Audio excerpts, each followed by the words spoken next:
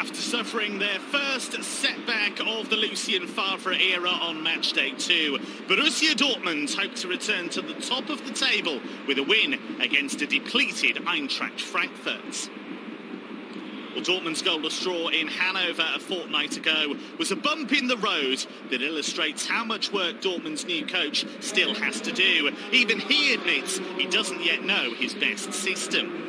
That said, there is a feel-good factor in this part of Germany's industrial heartland. There have been signs of promise from some of the club's summer signings, and skipper Marco Reus looks to be fully fit and enjoying his football. Frankfurt aren't really enjoying their football this season so far. Humiliating defeats in the Super Cup and the DFB Cup set the tone, despite a sterling effort with 10 men at home to Werder 2 weeks ago. A 96th-minute goal delivered the Eagles' first league loss of the campaign.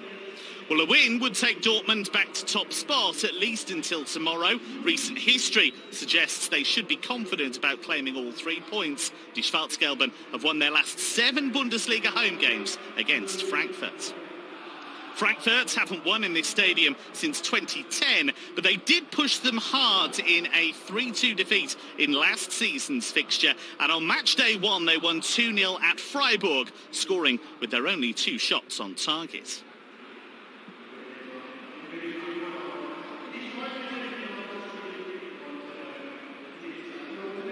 Team sheets are in and Dortmund make just 1 change from that stalemate at Hanover. The back 4 has stayed untouched once again. Dortmund have conceded just 1 league goal so far. There's a slight reshuffle in midfield as Axel Witsel drops to the bench. Marius Wolf takes up a deeper role against the club he shone for last season.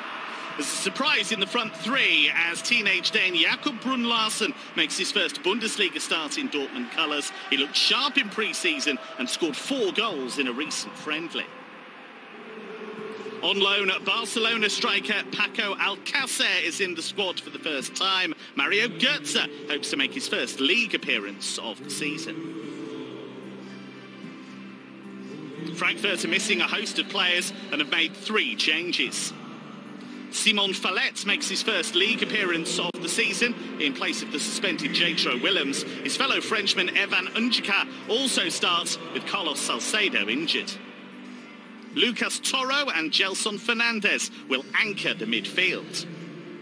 The surprise further forward as Marco Fabian starts. He was on the verge of leaving the club in the summer but says he's 100% happy and committed. Sebastian Aller has made a strong start to the season, scoring against both Freiburg and Werder Bremen. Marco Reus hopes to make his 300th Bundesliga appearance tonight, while Luka Jovic is in good shape after scoring for Serbia's under-21 side during the international break. I'm your match commentator, Kevin Hatchard, and I'm thrilled to say that I am joined by the former Dortmund and Germany player, Patrick Moyela. And Patrick, you know this club inside out, and you know just what the atmosphere is like. It's an exciting time to be a Dortmund fan because the belief is growing that they can get back to doing something special. They do, and hi Kevin. Everybody expects so much from this season. Having a new coach, a kind of new team, a lot of quality added to this team, and so everybody's looking forward for the new season. It started off pretty good. Job is done so far with a little bump against Hanover in the last league game, but everybody looks forward to this Friday night floodlight game against Frankfurt today. You've played in this atmosphere. Just explain to us what kind of boost it gives you to play in front of these fans. It's incredible. Every time you walk on that pitch through the tunnel and you hear and see the yellow wall for the first time, it still gives me goosebumps right now. So it gives you a push. Whether you play for black and yellow or you play against them, it always pushed me to play in that stadium, even when I came there with some other team. It is one of the great arenas in world football. A wonderful backdrop against which to start match day 3 in the Bundesliga. Lucien Favre, the new Dortmund coach, although has been refreshingly honest, he said he needs time. He's not sure what the best system is, what necessarily his best team is. he's going to need that time, isn't he? I think he's a little bit too humble. I think he knows more than he would give us. He's still trying to figure out a few things, but he knows that he has a real good balance to the team. He has a lot of high-quality players, so he can switch up and give players like Witzel a little rest after he played 90 minutes on Tuesday. So he knows what he's doing, and he knows he knows what's best for the game tonight, and I'm sure he has the right plan for the team. So I saw Marco Reus going through there. To me, Patrick, he's looked ever so sharp. He's looked really, really up for it, pumped. And that's what Dortmund needs him to be, the leader. He is the leader of the team, and he's been that whenever he was on the pitch, whenever he was able to play. Unfortunately for Borussia Dortmund, he was suffering from injuries for years now, every now and then. And that was missing. That was a big part of quality missing. Otherwise, I think we wouldn't have had such a bump in the last 2 years.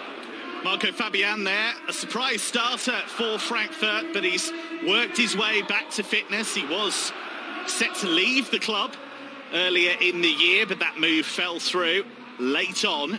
And he is a player who has already scored a wonder goal in one edition of this fixture a couple of seasons ago. He can change a game with a moment of magic. He sure can, and I'm happy for him that he's able to play again in Bundesliga, because I know for a fact that he liked it here. Even though he was almost at Fenerbahce in Turkey, I think he's quite happy to have another go at the Bundesliga.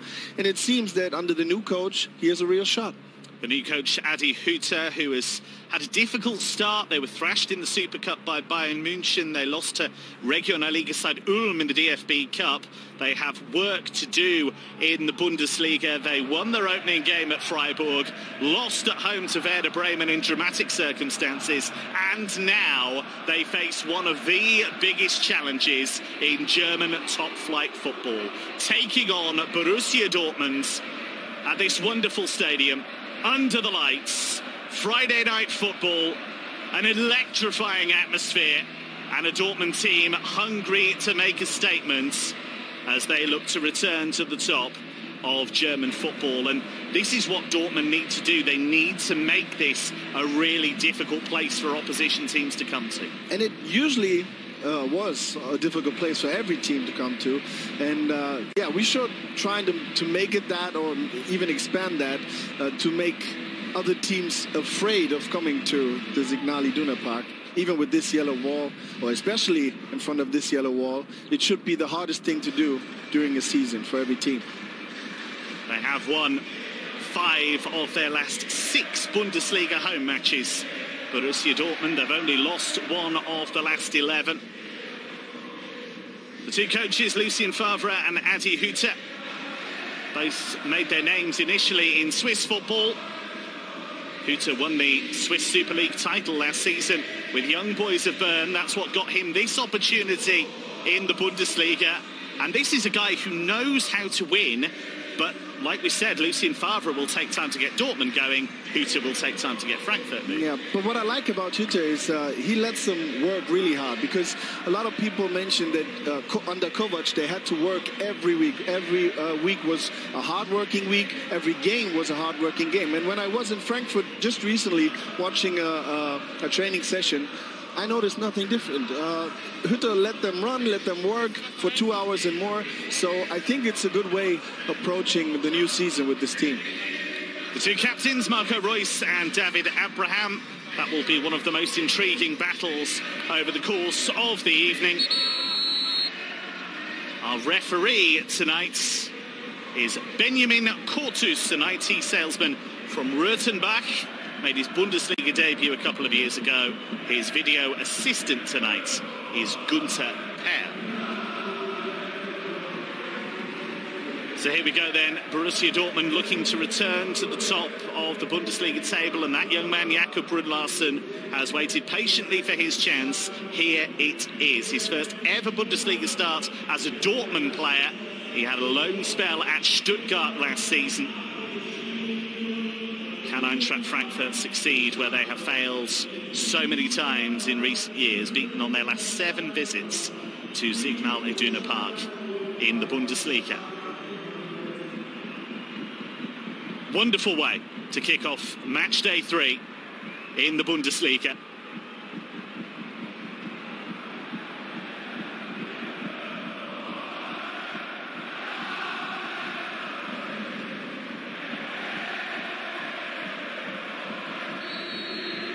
Well, if Borussia Dortmund are to mount a push for the Bundesliga title, they know they can't avoid too many slip-ups.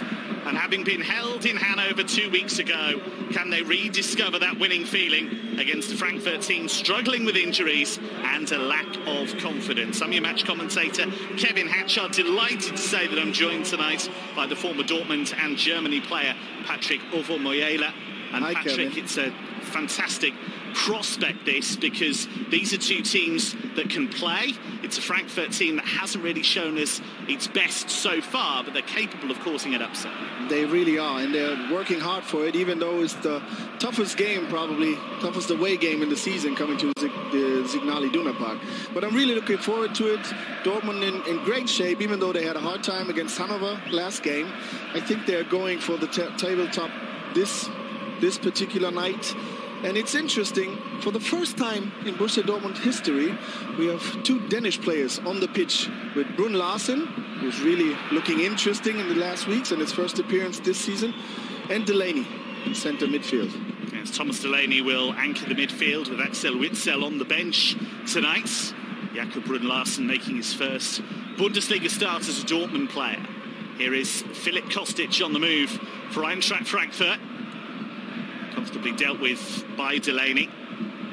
He's so solid in that midfield role, but he's not just simply a defensive screen, he is somebody who breaks forward too. And we have seen that already. I mean, against Leipzig, there was a rocket of a head ball on goal before Witsel made his debut goal for Borussia Dortmund. So he shows up every now and then in the opponent's box, even after set play, or as a real box-to-box player just going for it. Bit of space here for Marco Reus, and he's got support arriving. It was a rather awkward clearance by Danny da Costa. That could have gone anywhere, and Eintracht Frankfurt survive. Yes, but this is the way Dortmund needs to approach this game, bringing their speed on the pitch with Brun Larsen, Max Philipp and Marco Reus, and Wolf out of midfield. They have incredible speed on the pitch, which could be a real weapon. Played by Da Costa, who's very much nailed down that right back spot. Clumsy challenge there by Marco Fabian. It might take him a little while to get going. His first appearance of the season in the Bundesliga. He was heavily linked with a move away from the club earlier in the summer, but that move didn't work out, and he remains a Frankfurt player. Says that he is 100% happy. Says he made it plain to Adi Hütter that he would be ready if called upon, and he has received the call tonight. He says he always wants to have fun in life, and that's true in football too. Fabian is a game changer when he's on form. Yeah, he's a real threat. We haven't seen much because of his back injury, but when he's fit, he can be a threat to every opponent. Being so, how can you say that? So naughty and nasty when it comes to be in front of the goal. Good with the foot and always an idea. Certainly an unpredictable player. He did score a wonder goal in this fixture a couple of seasons ago. Here's Marco Reus finding the former Frankfurt player Marius Wolf, given away cheaply by Dahoud. Dortmund will look to set the tone early on. They didn't have a shot on goal until the 24th minute against Hanover a couple of weeks ago. They drew that game 0-0, the first time they've dropped points this season. Hit the woodwork twice in that game. But this is where Brun Larsen could come in, having some fantastic weeks recently. Scored 4 goals in a friendly against Osnabrück, a third league club in Germany, and scored in the preseason as he wanted to. So he could be a good addition for tonight's game. Brun Larsen had a loan spell at Stuttgart last season that didn't really work out, but he looked razor sharp in pre-season, played really well against Manchester City in one of the summer fixtures. It was a bit of a doubt for this game. He was in bed with a fever for a couple of days, but thankfully for him and Dortmund, he's recovered. And here is Reus. Unusual error from Reus, leaving the ball behind. But early on, Patrick, we've seen he's made a couple of darting runs that have discomforted Frankfurt.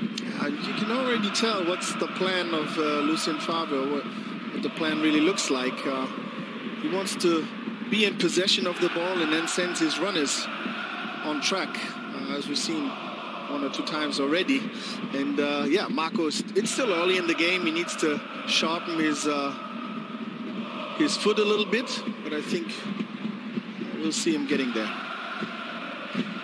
There is Abraham to Kevin Trapp, who has come back to Eintracht Frankfurt after 3 years away, signed on loan from Paris Saint-Germain. Beaten 2-1 on his first appearance back. Here is Kostic for Eintracht Frankfurt, and he went for goal, and it was beaten away by Roman Burki. Kostic went for power. Burki was equal to it. Burki on point. A nice pass by Gacinovic. I'm not sure if he really wanted to play deep into direction of the box of Borussia Dortmund, but Kostic was able to send the shot off. First test for Roman Burki. Away by Delaney, not very far though.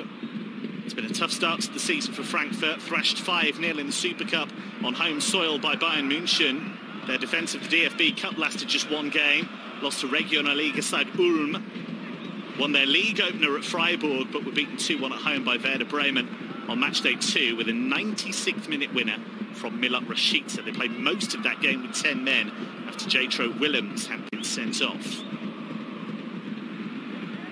Here is Delaney, given away to Abraham.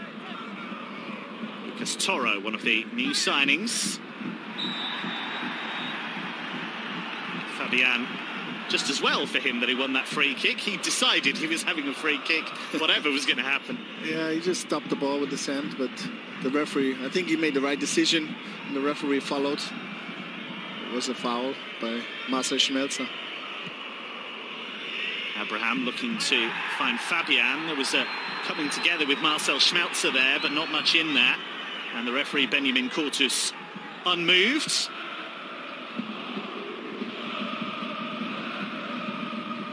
Dortmund do have an outstanding home record against Frankfurt in recent years. They've won their last 7 Bundesliga home games against the Eagles. They've only lost 1 of their last 22 competitive matches against them in this stadium. That was all the way back in February 2010. Does that make much difference to players, Patrick? You mean the stadium? That kind of record, but that kind of record. I mean, if you know such things, it could do something to your mind when you really go and think about it. But I was never the kind of player that really thought about statistics or history or whatever. I was just going for every next game.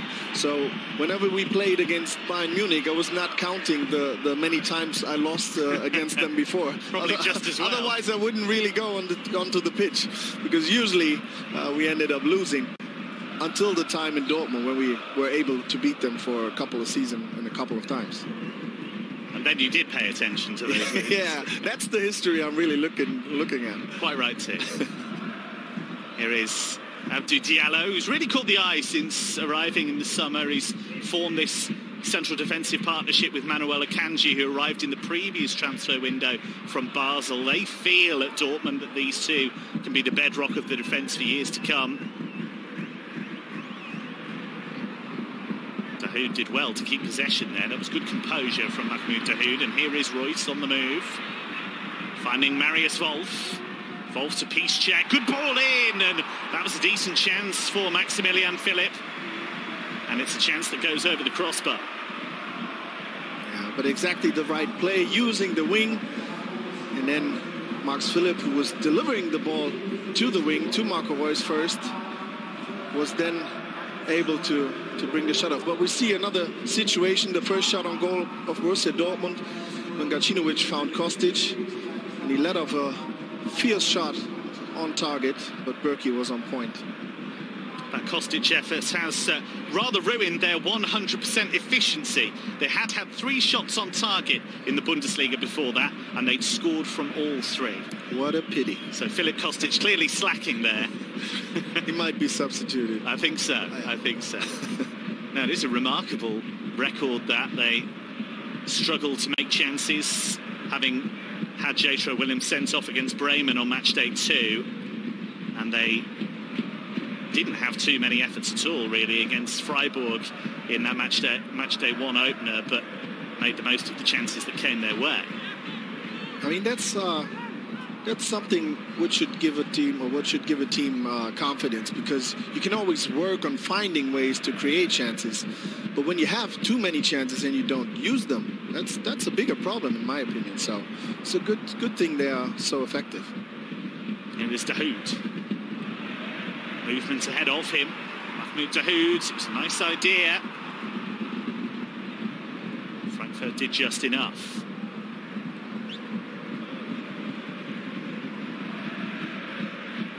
Dortmund have won 5 of their last 6 Bundesliga home games. They've only lost 1 of the last 11. In the 2 seasons that Thomas Tuchel was in charge, they didn't lose a single Bundesliga home game, but they rather lost their way in what was a chaotic last campaign. Spells in charge for both Peter Bosz and Peter Stöger. There is a feeling of stability now with Lucien Favre at the helm. And there's a feeling of a clear plan. It is, and not many had that feeling under Peter Stöger. I think Peter Stöger did a great job in bringing stability to the team at one point, but people were missing the offensive effort, the play on the opponent's target. So, and under Favre, it seems different. It's a different plan. Still, stability first. That's on his mind. But with this team, with these kind of players, you need to create chances. You need to go on the opponent's goal, and that was what Lucien Favre does. Having won the corner, young Jakob Brun-Larsen will take it. Plenty of pace on it. Guided away by Simon Fallet. Making his first Bundesliga appearance of the season, Fallet. Played well in a recent test game. He did cause consternation at one stage by picking up the wrong shirt before he came on. Royce with the corner. Well delivered, flicked on by Delaney, but there was nobody coming in on that far post, and that should be guided away by Gelson Fernandes. Schmelzer tidies up against Kostic.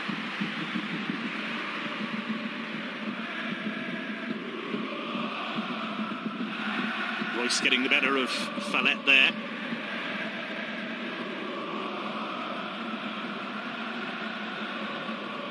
Marco Reus signed a new long-term deal with Borussia Dortmund.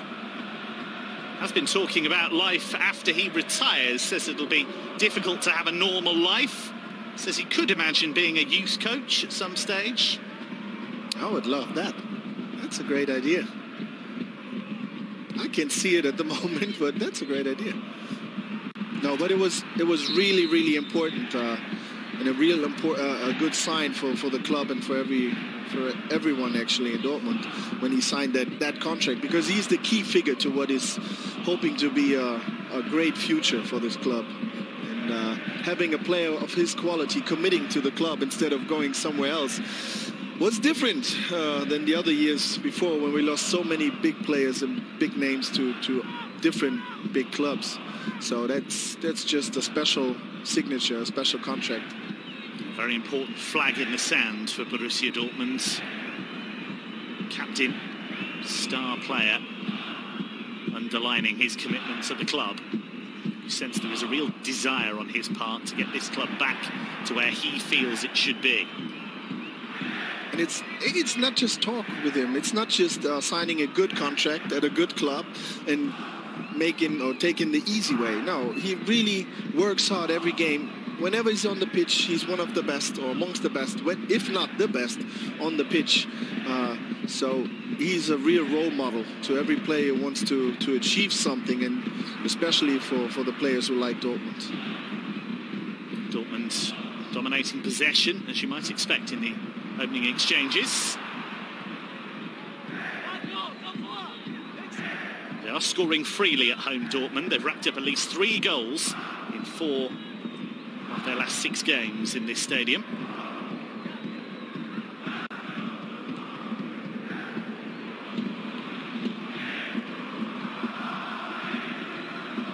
They doing better than they did in the last home game. They'd conceded a goal 31 seconds in against Leipzig, but it worked out in the end as they won 4-1. It was a very strange game, that.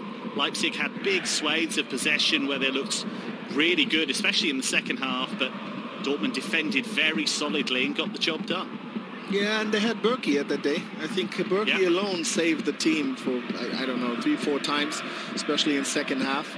It was, as you mentioned, it was a strange game. Leipzig is a strong team, and they have proven that even in that game. Even though they lost 4-1, it was a close game, actually. It was a close call. Forward by Dahoud, who scored in that game. His first Bundesliga goal in Dortmund colours. Has, of course, scored for Borussia Mönchengladbach in Germany's top flight. Here is Gelson Fernandes. Both he and Lucas Toro very much the glue that will try and hold that Frankfurt midfield together. It's Abraham. And Acosta. Gelson Fernandes. Did say to the club in the summer, do you want me to carry on? Because if you don't, I'll happily find another club. And they said absolutely that they wanted him to stay and be a big part of what they were doing going forwards. Adi Hütter, the new coach, sees Fernandes very much as kind of on-field lieutenant for him. Speaks several languages and somebody who can communicate his ideas to the rest. And that's important.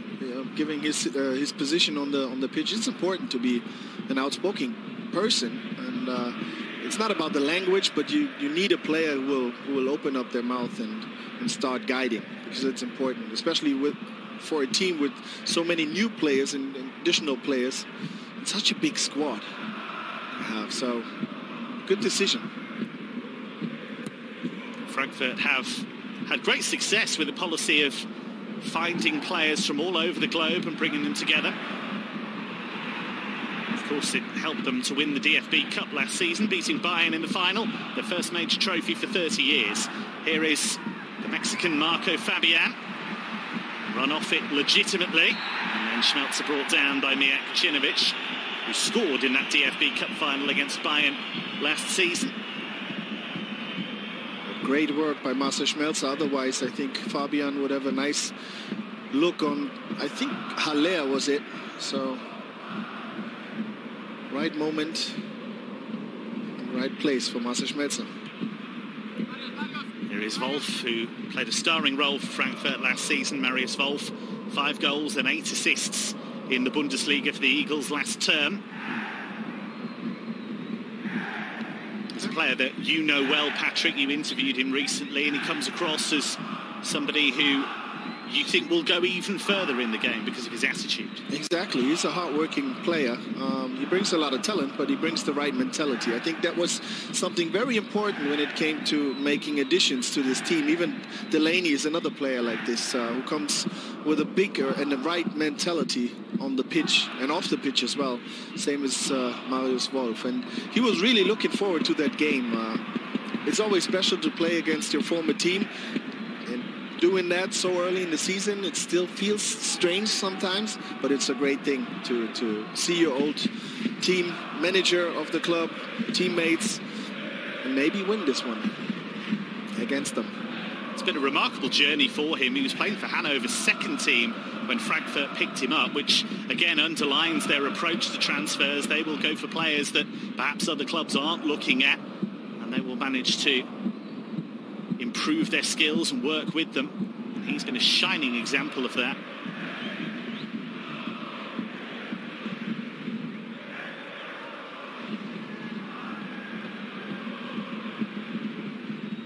So far so good from a Frankfurt point of view, looking solid and determined, but well aware that they cannot afford to take their eyes off Dortmund's forward players for a second.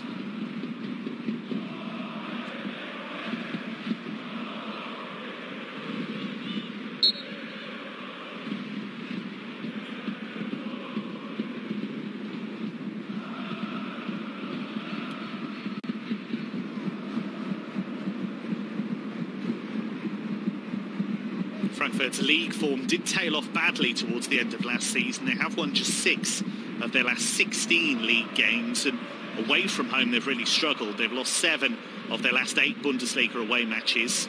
They've conceded 18 goals in the process.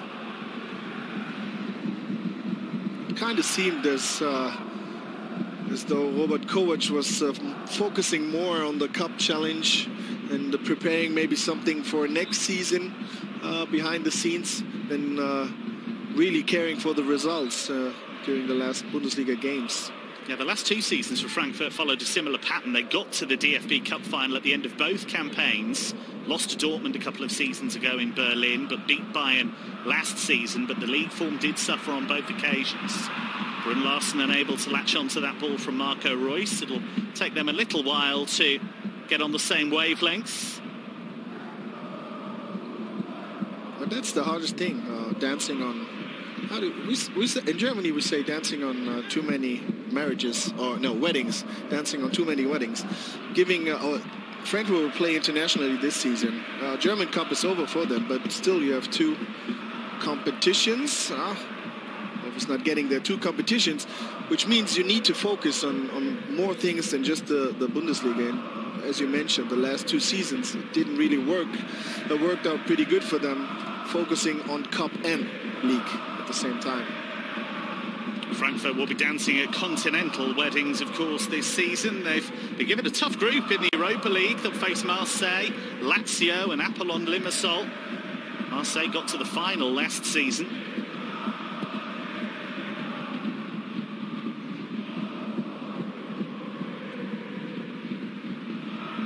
Here's Reus. He's found Brun Larsen. Nice idea, but Da Costa stood firm. Dahoud, who's trying to find Maximilian Philipp, couldn't quite do it. There's always an idea in the head of Mahmoud Dahoud. He's a special kind of player. You will see games of him. He will be just one amongst many others, but then he has some ideas, and sometimes he's an incredible mind when it comes to creating chances, seeing ways and rooms to play in. He's a big talent, and I hope he'll be consistent, more consistent than he was before. He's one of those guys that sees the big picture. Exactly. Here's another one, Marco Fabian to Evan Njika. He's looked pretty good so far, bearing in mind that he signed for the French second-tier club Auxerre. Made his Bundesliga debut against Freiburg and helped them keep a clean sheet. Won 70% of his challenges against Werder Bremen. Played most of the game with 10 men. Came on for the injured Carlos Salcedo. So he's done ever so well so far in difficult circumstances. Here's Simon Verletz. Worth bearing in mind he's playing out of position tonight at left back. He is a centre back by trade. Here's Brun Larsen.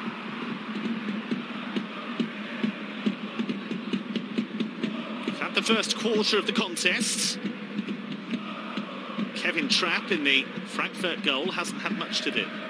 Not really. Berkey had a more important touch than Trapp so far, but Dortmund more opportunities to create something. The last couple of meters were missing. Trapp will be delighted if he gets something out of tonight's game. In 6 attempts, he's never beaten Dortmund in the Bundesliga, and he's let in 15 goals in those matches.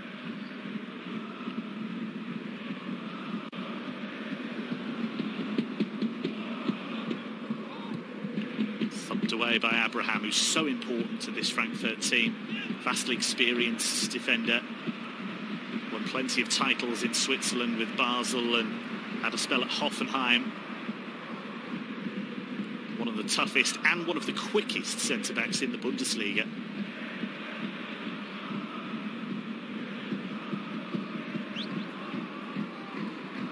Diallo. Schmelzer. Was happy to relinquish the captaincy to Marco Reus. Marcel Schmelzer, but still an important member of the team council leadership group. Thomas Delaney, one of the new signings brought into that leadership group. And it is an important thing in German football, isn't it? Not so much perhaps in other countries, but that group of captains, if you like, is an important part of German football. I mean, usually these are the players who are leading on the pitch as well, not just off the pitch when it comes to discuss maybe some money issues with the club or whatever when it comes to international campaigns. But that's the only thing. I think it's more important to have leaders on the pitch than a group of leaders coming together every now and then, as a Mannschaftsrat, as we call it in Germany. And Marcel is still important on the pitch, even though he's not in the Mannschaftsrat, not captain anymore. He's among the guys who are... No, he is the guy who's longest with the club, I think. And so he knows what black and yellow means. Here is Fabian taking on Schmelzer. Did well to cut the ball back, and that was excellent from Piszczek. Really read the danger well there. Man who's played more than 300 games for Dortmund in all competitions, Łukasz Piszczek. That was a rather ugly challenge, and that is a yellow card. That's yellow indeed.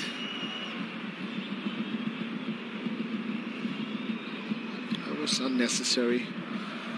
Not really able to pick up that ball again, and then just holding the sole onto Jallo's foot.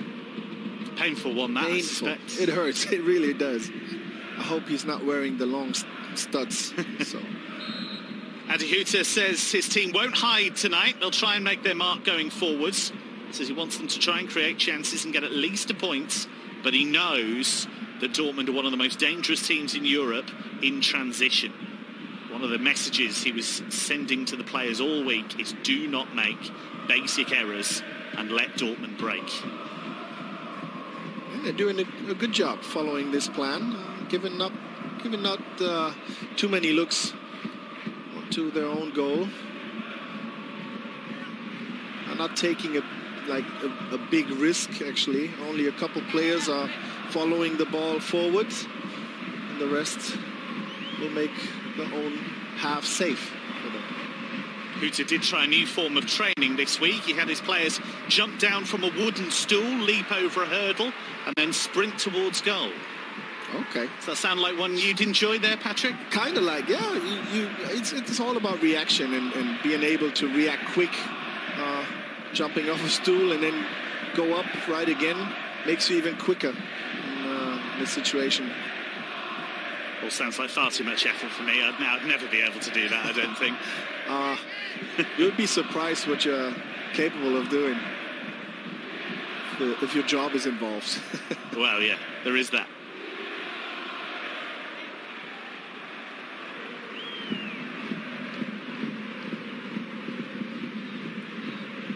There is a Kanji.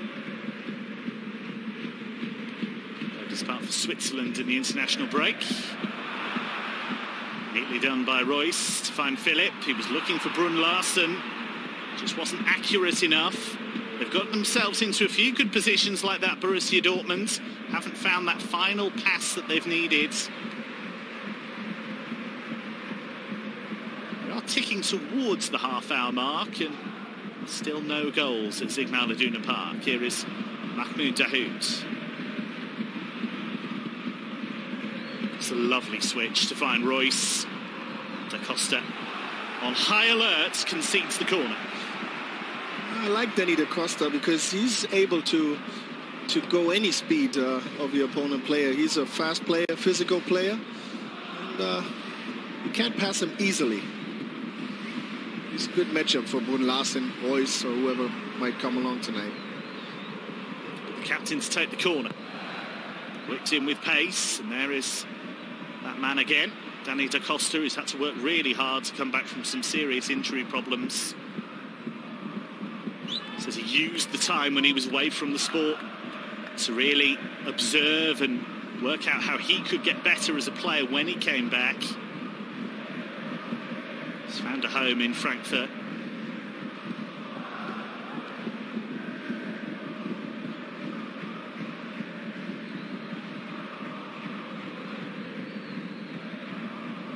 Frankfurt with good shape so far.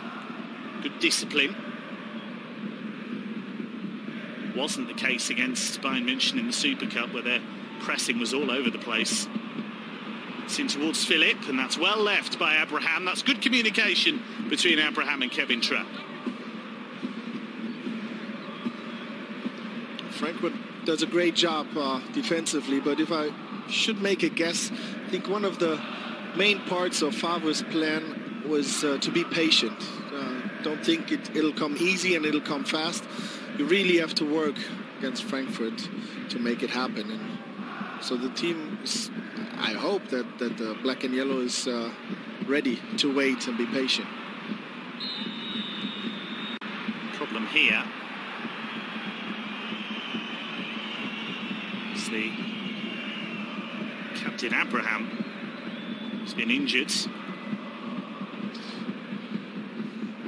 I think there was a collision between Max Philipp and Abraham. There was no intention. He just ran into Abraham, who stood in the way. It didn't look like a lot of fun, I have to say. No, it's not fun to get a bump on the chest. Maximilian Philipp knows all about bumps and bruises. He had a cut head in winning a very brave header against Hanover, a header that ended up hitting the post at the HDI Arena, but he just got on with it. He was asked about it afterwards and said, well, football's a contact sport, just have to deal with it. He's just a great guy, and with the right mindset. He brings so much to this team.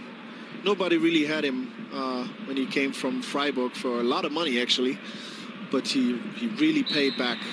I'm not sure, but I think his first season he scored like 10 goals, delivered. He's got 9 in the Bundesliga last season. In each of the last 2 seasons, he scored 9 goals.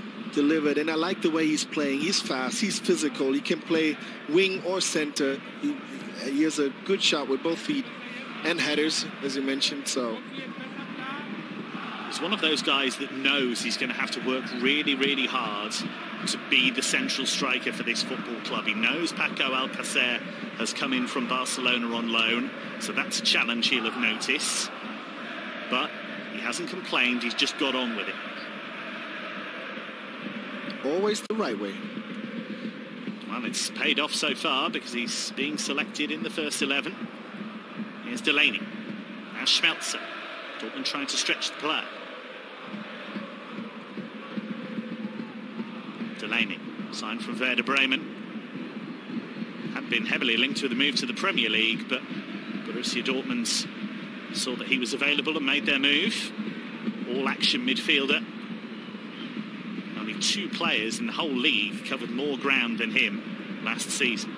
Here's Dahoud, finding Brun Larsen, and it just cannoned off him.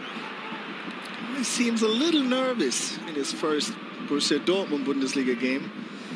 He can do so much better than that. First time in the starting 11 for Die Schwarz-Gelben in the top flights.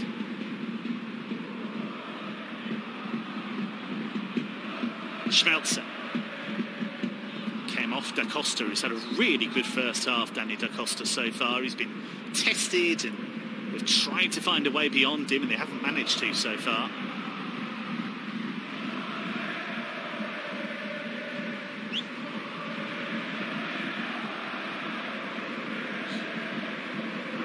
One of the interesting things, Patrick, so far has been they have probed down that left-hand side and tested Da Costa, but you've got Fallette on the other side, who's not a genuine fullback. They haven't really been able to expose him so far.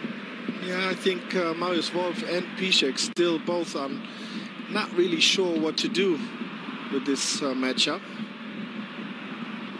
Favre will have pointed it out, but still holding back a little, Wolf and Piszczek. That tells you a lot. The 2 Dortmund centre-backs are top of the list when it comes to touches of the ball. Been forced to build patiently from the back.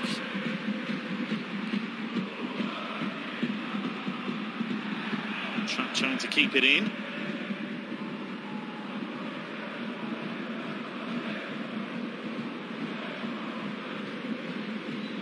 Frankfurt fans, you can see they're playing their part, as they always do.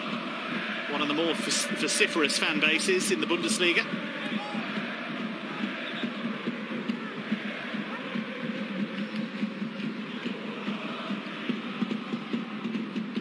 Philipp.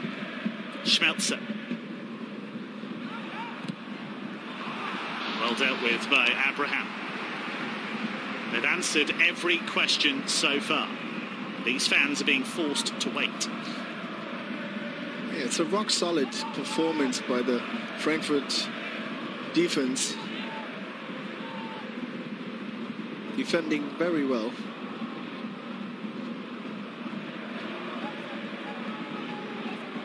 Maybe through a set play now.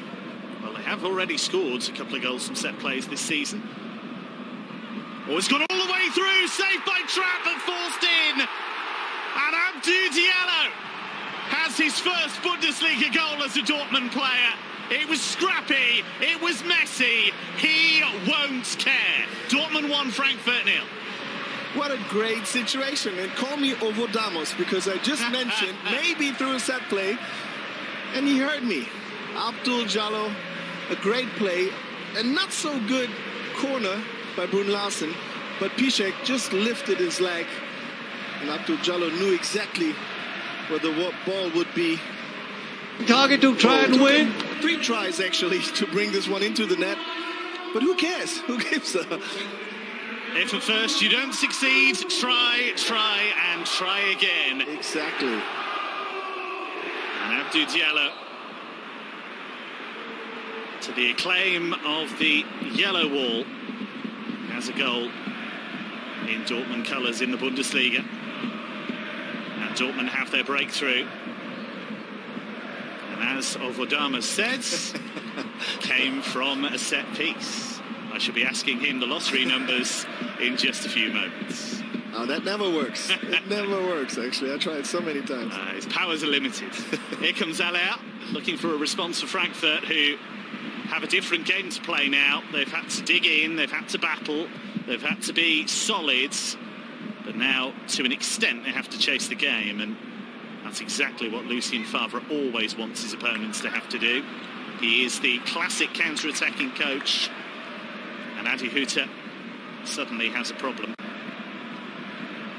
This really plays in the hands of Borussia Dortmund. I mean, Frankfurt has to open up a little more. They might want to come back before halftime to make it even better momentum, which would give Dortmund some opportunities for counter-attack. One of the big problems that Frankfurt have to solve over the course of this season is how to get more support for Sebastian Aller. In the Super Cup, it was like he was playing in a totally different game at times. And even though he has scored against Freiburg and against Bremen, one of those was a penalty. You just feel if they are going to be successful this season, not just at home but abroad as well, got to find a way of being more incisive in attack. Here is Da Costa. Fabian, neatly done, Marco Fabian. It's come to Da Costa. Guided away by Akanji. Da Costa trying to keep the pressure on. Ruben Semedo. It's almost like Borussia Dortmund against Danny Da Costa at times. And here suddenly is Marco Reus. One touch too many. But that's the kind of situation Dortmund love and want more of. And they don't need the situation back in front of their own goal, but surely they're looking forward to this situation, given Marco Reus, Max Philipp, Brun Larsen involved so much open room to play in. But this time, Frankfurt stopped them again. It was Adi Hütter's work with young boys in Switzerland, winning the title last season, that convinced Frankfurt he was the right man to replace Niko Kovac. Played by Burki. Former young boys player, of course, Roman Burki. He also won the League and Cup double with Salzburg in Austria. Hütter. Frankfurt were impressed by his ability to make the most of limited resources. And they will give him time. They have said they'll be patient.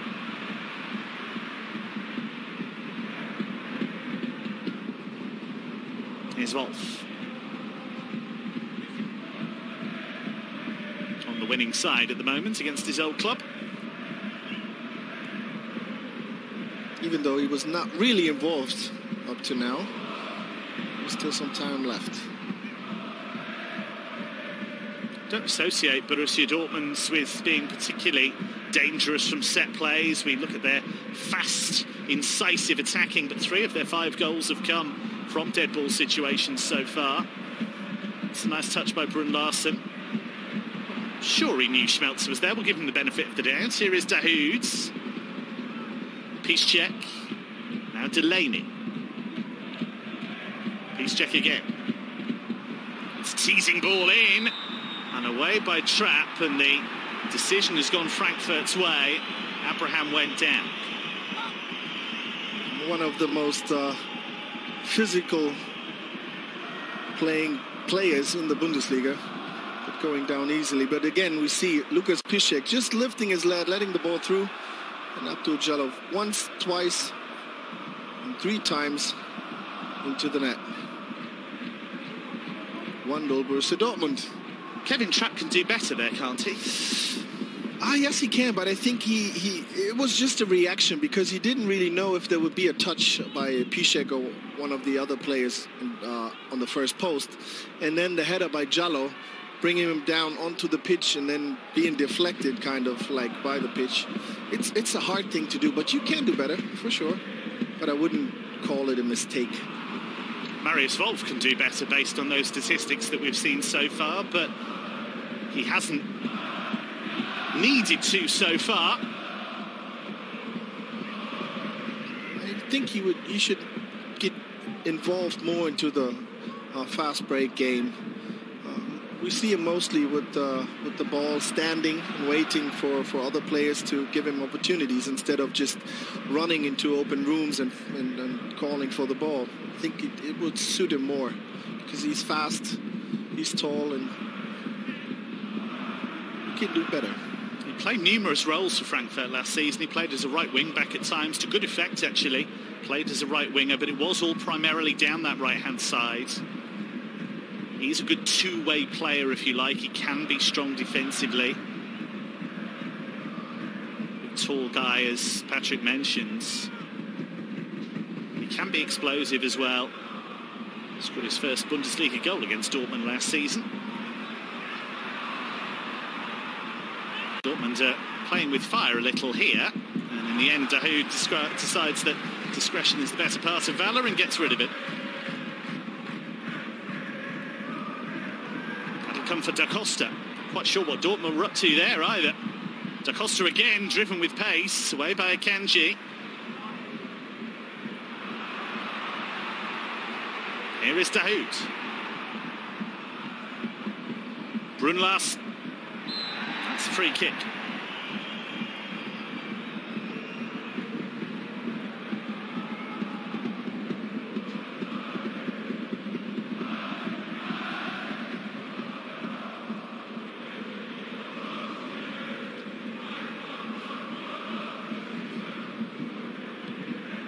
So Dortmund with a fragile advantage, but an advantage nevertheless as we move into the final 2 minutes of the first half.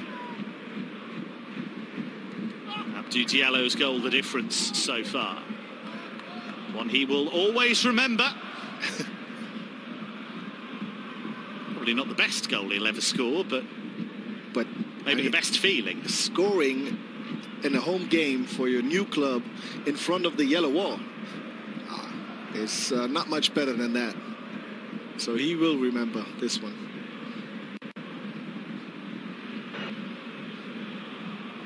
Caught the eye as a French youth international, did captain the French under-21 mucho balón, se side. está entendiendo más en el doble pivote que echándose más para...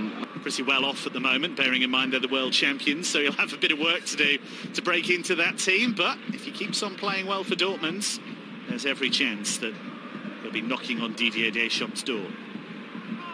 When you look at all the French talent, not just in the Bundesliga, I think we have 24 French players in the Bundesliga, and many of them are under 20-something, so they are still young and not playing for the first team. But given the quality we see in all of Europe, it's their future. It really looks bright. They already are world champions.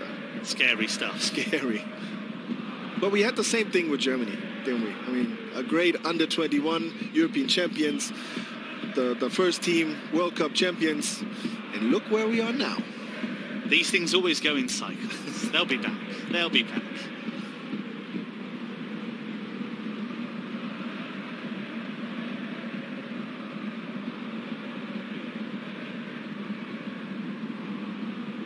You might have noticed, by the way, that Borussia Dortmund are wearing a slightly different shirt tonight. It says Borussia Connected on their jerseys. It's a strong anti-racism message. And it is Borussia Dortmund and Lucien Favre who have the advantage going into the half-time break. Abdou Diallo with the only goal of the game so far, forcing the ball home at the third attempt from a corner. Dortmund have not been at their fluent best. Frankfurt have made life tough for them. But at half-time, it is Die Schwarz-Gelben who leads by 1-0.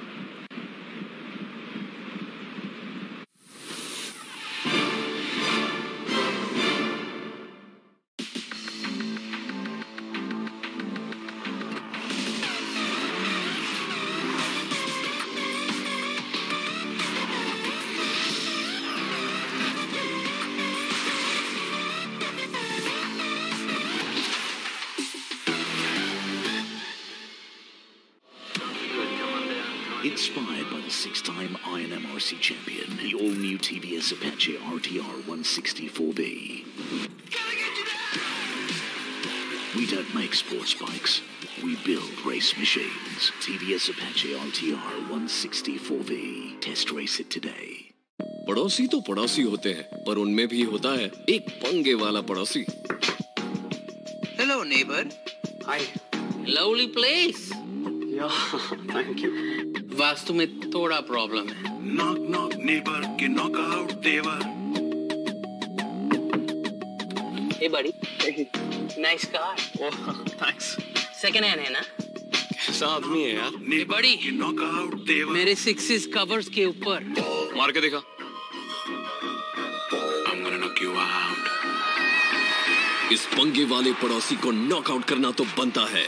यूनिमनी Asia cup India versus Pakistan 19 सितंबर बुधवार दोपहर 3:30 बजे live Star Sports network और Hotstar पर.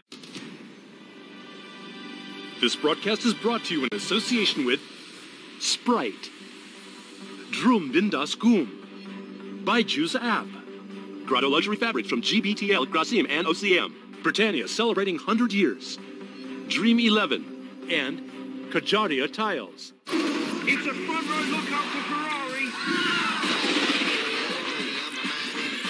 I got hit by Sebastian. Oh, don't worry about it.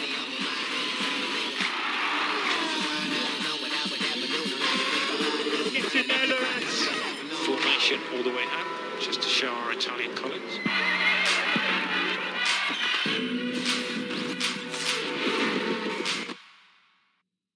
This broadcast is brought to you in association with DHL official logistics partner and TVS Apache RTR 164V. Watch Nerolac Cricket live from 15th to 28th September every match day at 3:30 p.m. live on the Star Sports Network and Hotstar. Nerolac Cricket Live is presented by Nerolac Healthy Home Paints. इस level के सामने Indian football में कुछ तो missing है यार. Indian football में missing है हम जैसे फैनों का प्यार. आ जाओ सड़कों पर, यार दो दरबों पर, इनके जादू को देखकर डालो इनको सीने पर. देश के ये जीते हैं, वो गेम हम जीते हैं. इस गेम में फैन बनकर ही तो जीतना हम सीखते हैं. चलना फुटबॉल के क्रेज को खोल कर हम पीते हैं. चल चल अब ना मत कर, थोड़ा तू हल्ला कर.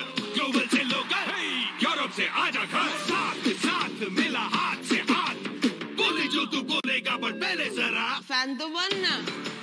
बदलना पड़ेगा, चिल्लाना पड़ेगा. दिखाना पिघलना चमकाना फैलाना.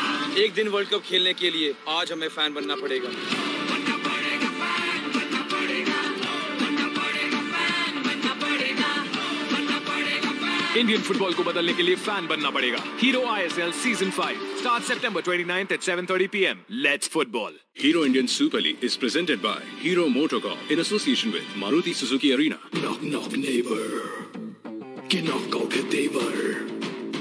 Knock knock neighbor, के knock out Unimani Asia Cup India versus Pakistan 19th September Wednesday at 3:30 p.m. live on the Star Sports Network and Hotstar.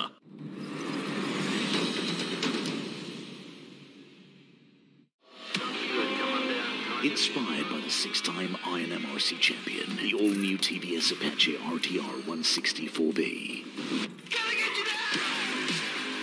We don't make sports bikes, we build race machines. TVS Apache RTR 164V. Test race it today.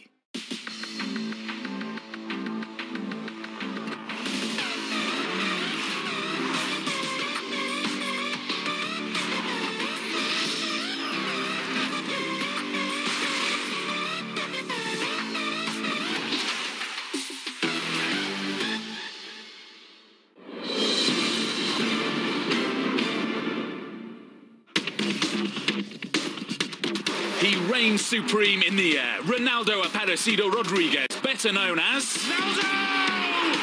Schalke's Brazilian defender, is enjoying a new lease of life. He's played every minute so far this season and found the net 5 times. The highest scoring defender in the league.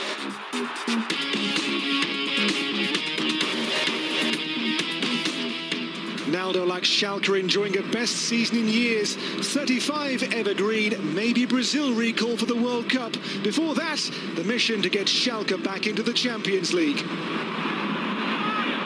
Away by Karim Rekik for Hertha. Met by Stambouli for Schalke. Now Daniel Caligiuri takes on Plattenhardt. Caligiuri's cross becomes a whole lot more. Rune Jahrstein alert to the danger as well here to get across and turn this to safety. Nearly for Schalke.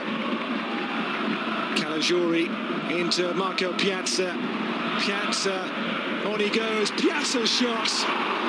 And turned away by the very busy so far Rune Jahrstein here. And now it's Franco De Santo's chance. And again, Schalke worked the goalkeeper. Really bright first 6 minutes. De Santo kept out. Before that, Piazza from range. One impressive save, and another to match here from the informed Norwegian. Now Peter Pekarik for Hertha, met by the mighty Naldo. Now Arne Meyer, Davy Zelka, Meyer again, Zelka again with a shot, and Ralph Fairman in mid-air to make a terrific save here in the Schalke goal. Tipped over the bar brilliantly. Paradise Hertha's first big moment in the game. Half of Hertha's 30 goals have come from set plays. This is a Valentino Lazaro free kick. Lecky's flick on. Once more, Ralph Fairman is there for Schalke. Busy goalkeeper so far. Reactions razor sharp, and they had to be. Really well fought first 14 minutes. Here is Arne Meyer. Meyer's cross comes to Salomon Kalou. Kalou cleverly done. Oh, Niklas Stark. What a chance here for Hertha. Well, by no means a regular scorer here, and it shows. Niklas Stark couldn't convert, a let-off for Tedesco Schalke. Nabil Bentaleb, a gorgeous pass here to find the run of Daniel Caligiuri. Caligiuri in here, De Santo, Marco Piazza! Piazza's second Schalke Bundesliga start, his second Schalke Bundesliga goal. A really well-made goal here by the home team. Look at De Santo with the near post here, really clever. And Piazza there to finish with real style ahead of Peter Pekarik.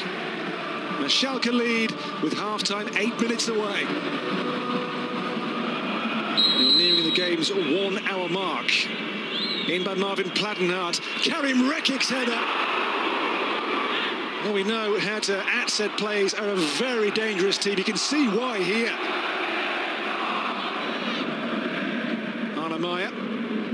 Good turn by Matthew Leckie. Leckie 14 league games goalless. On he goes here to find Lazaro. Ralph Fairman away. On target. Watched all the way here by Ralph Fairman with a solid save. Clock says we've now had of the game 66 minutes. Here's the Salomon Kalou, Hertha's 9-goal top scorer. Plattenhardt in towards Duda. Here is Peter Pekarik and Lustenberger, who is 60 games goalless in the Bundesliga. This one well wide of the target. Kalou on now to find Peter Pekarik. Pekarik's run. He'll take on the shot as well. Well, Pekarik, 1 goal in 134 league games for Hertha. Nonetheless, another good save here by Fairman.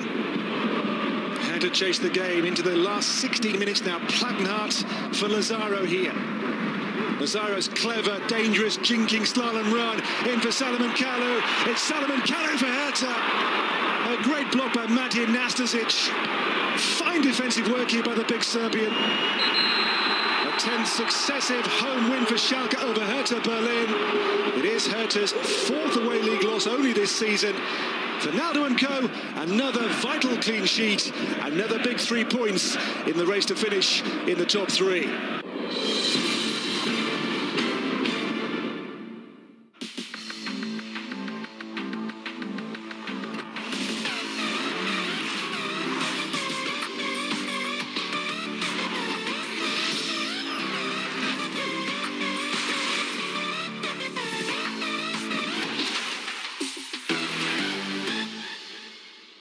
इस level के सामने Indian football में कुछ तो missing है यार। Indian football में missing है हम जैसे फैनों का प्यार। आ जाओ अब सड़कों पर, जान दो इन लड़कों पर, इनके जादू को देखकर टहलो इनको सीने पर। देश के ये जीते हैं, वो गेम हम जीते हैं, इस गेम में फैन बनकर ही तो जीतना हम सीखते हैं। चलना फुटबॉल के क्रेज को खोल कर हम पीते हैं। चल चल अब ना मत कर, थोड़ा तू हल्ला कर, ग्लोबल से लोकल, यूरोप से आजा घर, साथ साथ मिला हाथ से हाथ, बोले जो तू बोलेगा बट पहले जरा फैन तो बनना, बदलना पड़ेगा, चिल्लाना पड़ेगा, दिखाना पिघलना चमकाना फैलाना। एक दिन वर्ल्ड कप खेलने के लिए आज हमें फैन बनना पड़ेगा। बनना पड़ेगा फैन, बनना पड़ेगा, बनना पड़ेगा फैन, बनना पड़ेगा, बनना पड़ेगा फैन। इंडियन फुटबॉल को बदलने के लिए फैन बनना पड़ेगा। Hero ISL season 5 start September 29th at 7:30 PM. Let's football. पड़ोसी तो पड़ोसी होते हैं, पर उनमें भी होता है एक पंगे वाला पड़ोसी। Hello, neighbor. Hi. Lovely place. Yeah, thank you. Vastu में थोड़ा प्रॉब्लम है। Knock knock neighbor के knockout देवर। Hey buddy. Nice car. Oh, thanks. Second hand है ना? कैसा आदमी है यार? Hey buddy. knockout देवर। मेरे sixes covers के ऊपर। मार के देखा। I'm gonna knock you out. इस पंगे वाले पड़ोसी को नॉकआउट करना तो बनता है। Unimoni Asia cup India versus Pakistan 19 सितंबर बुधवार दोपहर 3:30 बजे लाइव स्टार स्पोर्ट्स नेटवर्क और हॉटस्टार पर। This broadcast is brought to you in association with Sprite, Drum Bindas Goom, by Juice App, Grotto Luxury Fabrics from GBTL, Grasim and OCM, Britannia celebrating 100 years, Dream 11, and Kajaria Tiles. It's a front row look up for Ferrari. I got hit by Sebastian. Oh, don't worry about it.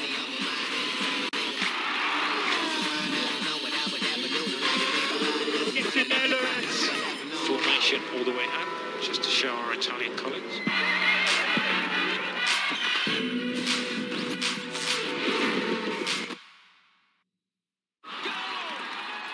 यार उस level पे जाने के लिए ना Indian football में कुछ बदलना पड़ेगा। राइट मैन, कुछ बदलना पड़ेगा। पहले इंडियन फुटबॉल का फैन हमें बनना पड़ेगा। एक दिन वर्ल्ड कप खेलने के लिए आज हमें फैन बनना पड़ेगा।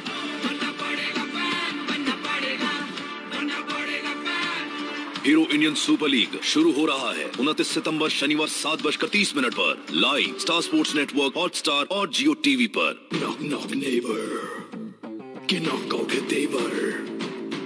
Knock knock neighbor के knockout Unimani Asia Cup India versus Hong Kong 18th September Tuesday at 3:30 PM live on the Star Sports Network and Hotstar.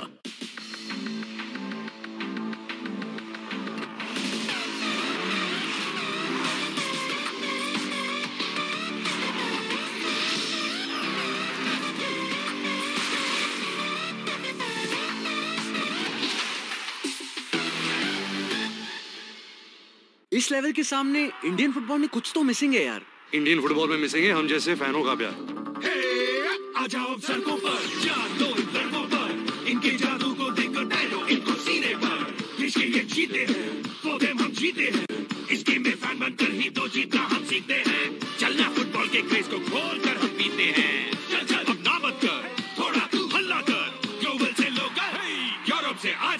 साथ साथ मिला हाथ से हाथ बोले जो तू बोलेगा पर पहले जरा फैन तो बनना बदलना पड़ेगा चिल्लाना पड़ेगा दिखाना बिगड़ना चमकाना फैलाना एक दिन वर्ल्ड कप खेलने के लिए आज हमें फैन बनना पड़ेगा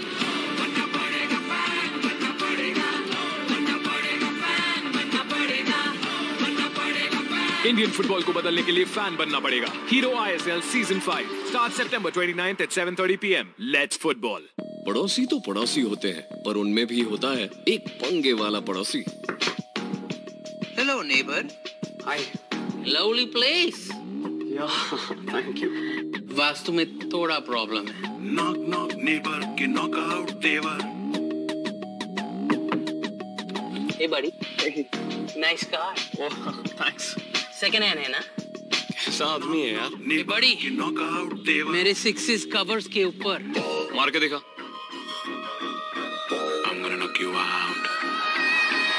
इस पंगे वाले पड़ोसी को नॉकआउट करना तो बनता है। यूनिमनी एशिया का इंडिया वर्सेस पाकिस्तान 19 सितंबर बुधवार दोपहर 3:30 बजे लाइव स्टार स्पोर्ट्स नेटवर्क और हॉटस्टार पर।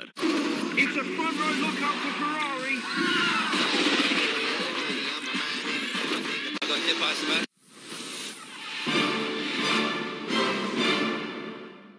To Kevin Hatchard alongside me, former Dortmund and Germany player Patrick Ovomoyela.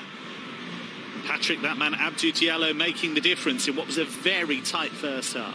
Yeah, it was indeed. Actually, it was the expected tight start into the game. Frankfurt given not room up easily and making Dortmund work for every inch of it. I think Dortmund could do a little better using their wingers more.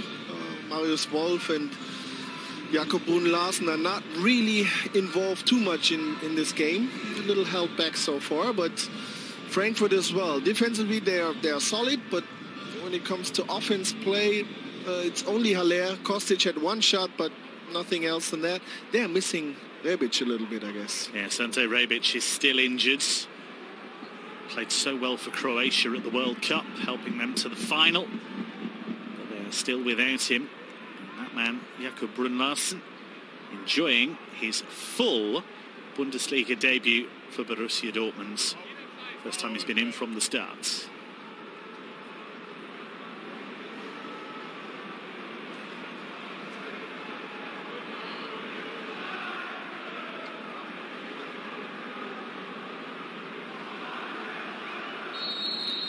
Well, if last season's edition of this fixture is anything to go by, this is not yet done, because last season Danny Blum equalised for Frankfurt in stoppage time to make it 2-2, only for Michy Batshuayi to make it 3-2 for Dortmund and give them the victory. So there could be a few twists and turns still to come. I'm your match commentator Kevin Hatchard, alongside me the former Dortmund and Germany player Patrick Ovomoyela. Hi, Kevin. And Dortmund have to produce more of the same, but perhaps have to be a bit more incisive in attack. Yeah, they should do better than they did first half. I mean, it's a good game of both teams. They're both doing their job so far. Dortmund really patient, but Brun Larsen a little nervous in his first try in the Bundesliga for black and yellow. And Marius Wolf against his former team still held back. Such a fast player, but always standing with the ball. A little bit too much, in my opinion.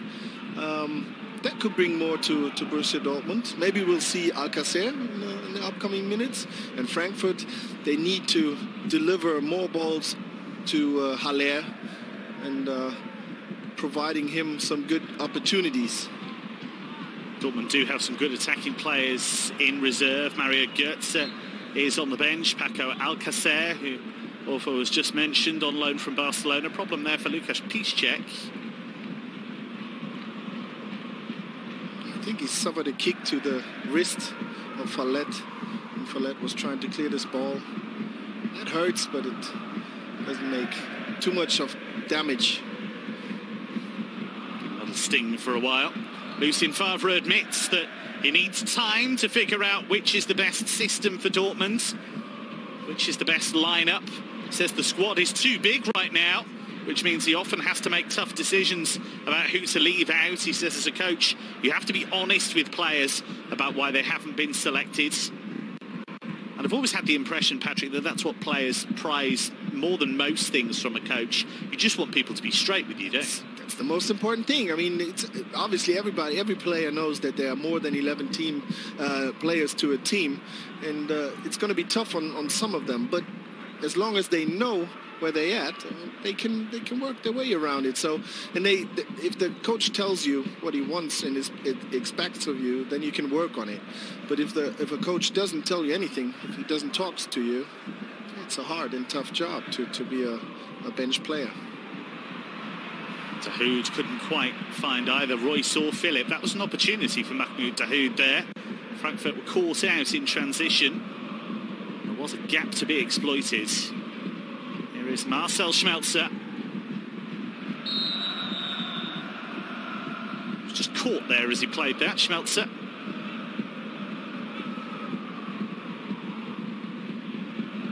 Dortmund's home form took a nosedive last season, but they have started to rebuild. Won 5 of the last 6 Bundesliga home games, only lost 1 of the last 11. And Frankfurt are statistically Dortmund's favourite opponents, racked up 43 Bundesliga wins against them, more victories than they've managed against any other top-flight team.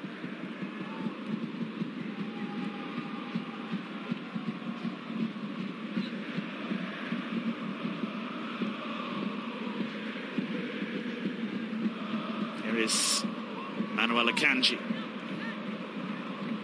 Played on by Wolf. It's just not quite happening for Marius Wolf tonight against his former club. Just wonder if he's trying a bit too hard to impress. Talked about Maximilian Philip in the first half and how he has to work really hard to be a part of this starting 11 going forwards, despite the fact he's a talented player, and you feel that's the same for Wolf. Exactly, but I don't think he's trying too hard. I think I seen him play similar games in his earlier appearances for Borussia Dortmund. I think he just needs a real position for him and a real plan for him. I think he's one of the players, if you tell him exactly what to do, he could do much better than like being a free spirit and just coming off of hard. So maybe Favre will find a way to really tell him what to do, what he expects of him, what kind of style he wants to see. Favre has always done a good job of mixing the ones who follow his lead with the improvisers. Offside against Maximilian Philip when he was at Borussia Mönchengladbach, Lucien Favre. He had 2 of the great improvisers in attack in Raphael and Max Kruse. Yeah, 2 great players, and you don't need to tell either one too much. They will just bring their quality to the pitch. But he is a guy who really likes to work with individuals, really picks out certain players and talks to them on the side of the practice or after the practice, and really tells them little things they could do better. So I'm hoping he will work with Boone Larsen on the left side and Marius Wolf, because they're still young players who could learn so much more. It's a big vote of confidence in those players tonight. No Christian Pulisic this evening, he's still injured. Expect him to play a big role going forwards for Dortmund. Of course, they're involved in European competition this season. They go to Belgium on Tuesday in the Champions League to face Club Brugge. Frankfurt are in France on Thursday to face Marseille in their Europa League opener. Foul by Delaney on Fabian. Interesting to see how Fabian does physically. Hasn't played a lot of football this season. Did impress in a test game. This is his first appearance in the Bundesliga this season. He's had so many back problems, Marco Fabian as well. He's been really hampered by those during his time in Germany, but when he has played, he's produced some magical moments. Frankfurt have been hit in general by injury problems. Their Portuguese striker Gonçalo Paciencia twisted his knee in training. He'll be out for 6 weeks. Carlos Salcedo and Timothy Chandler are out long term. Marco Reus has only just come back from an Achilles problem. Ante Rebic is still out after his excellent performances from Croatia at the World Cup. It's Fabian looking for Alao. Burki to the rescue quickly. There is Jakob Brunlas, just 19. And again we see there the service to Allaire not good enough, and that's the key for them, isn't it, in this second half, Patrick? Yeah, he's on its own. Way around him is way too less of help by his teammates. Gacinovic isn't involved in this game. Fabian is trying, but Frankfurt needs to bring more players up front to help Allaire and Fabian create something. Going to have to take some risks at some stage, which is presumably what Dortmund are waiting for. Here is the goal scorer, Diallo, scoring his first Dortmund goal in front of the yellow wall. Südtribüne. Piszczek running out of real estate. Vastly experienced Lukasz Piszczek, 33 now. The most remarkable things about his career is that he's never been suspended in the Bundesliga. He's had 19 yellow cards in all of the games he's played. Just an unbelievable amount of discipline for a player in that position. He's a fair sportsman, and he's physically able to get out of any situation without making a tough foul or a stupid foul, which gives you maybe a second yellow card or whatever. So it's just not the way he's playing. And yeah, he's a great guy on the pitch. He's a great guy off the pitch, and physically he brought so much to the club, like defining the role of a right back wing in a new way. Here's Gacinovic, rare break for Frankfurt, and he's got options left and right here. Mirk Gacinovic looking for Allaire. He's kept it alive. Fabian will chase it down. Da Costa couldn't produce the right pass. It's one of the few mistakes Danny Da Costa has made so far tonight. He's been excellent for Frankfurt, far and away their best player. Here's Gelson Fernandez. Oh, neatly done. Nifty dancing from Gelson Fernandez. Problem here for Brun Larsen, which would be a shame. His big opportunity tonight, which he's earned. Looked really good in pre-season, scored 4 goals in a friendly against Osnabrück. And we might see one teenager replaced by another, Jadon Sancho, ready to come on. And that is a shame for Brun Larsen. It really would be a shame, but I think it's the same problem that he had before. Otherwise, they wouldn't knew so fast that he needs to go out. So it would be a shame. He was not really in that game already, but now it seems as though he's sent off by injury. Paco Alcacer, we saw there, still waiting for his chance, keeping sharp and ready. Big opportunity for him over the next few months to show what he's all about after a frustrating spell in Barcelona. Start of his season, Brun Larsen was disrupted by a foot injury. He's had a couple of other knocks, had that fever recently.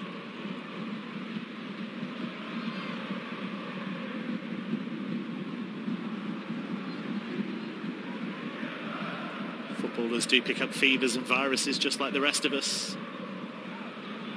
You're not invincible, Patrick. No, you're definitely not. I had my share of injuries and bumps during my time in Dortmund or Werder Bremen.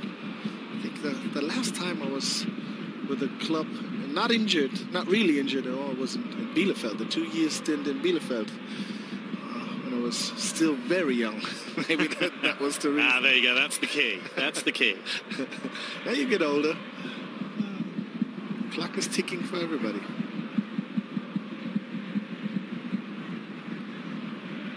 But he's back on the pitch, as it seems, so he gives it another try. Jakob Brun Larsen. Dortmund will have assessed it carefully. Don't want to take any unnecessary risks, of course, but don't want to be forced into a move. Here is Delaney. Away by Njika.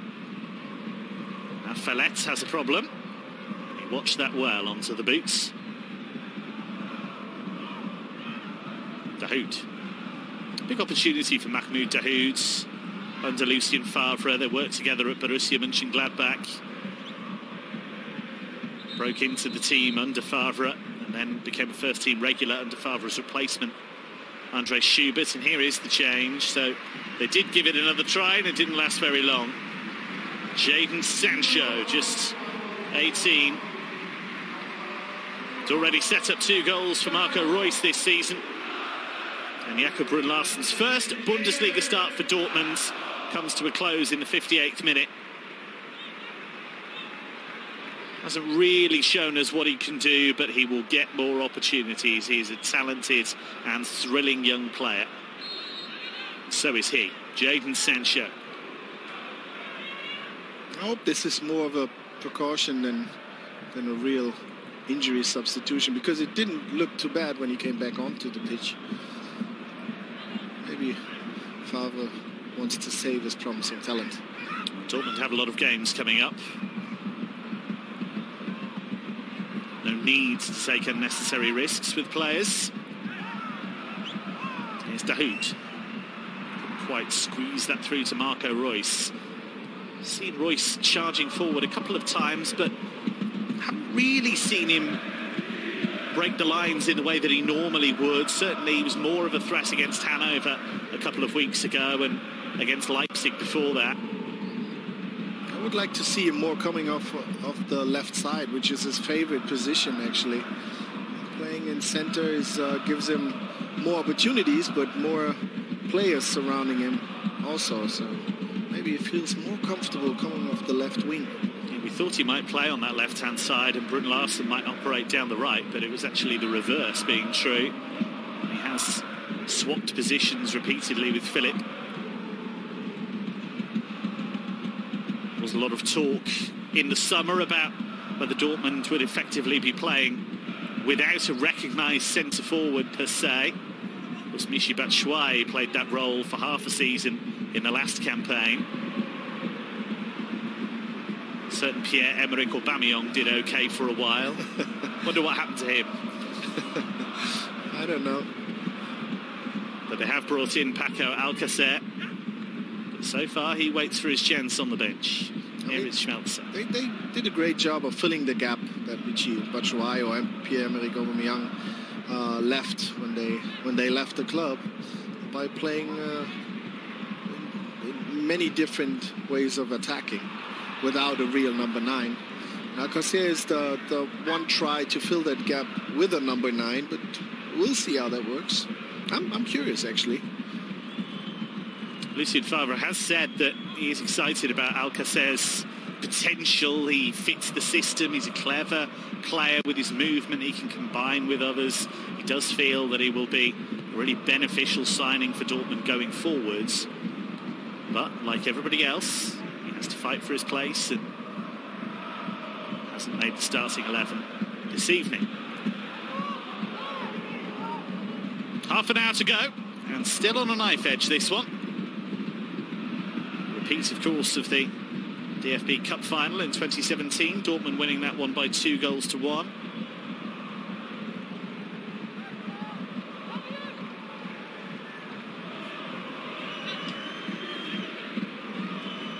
I understand there will be a double change and quite an exciting one from Frankfurt's point of view. Attack-wise, Luka Jovic is going to come on. Jonathan de Guzman as well. He's a player that can pull the strings in midfield. Here is Sancho.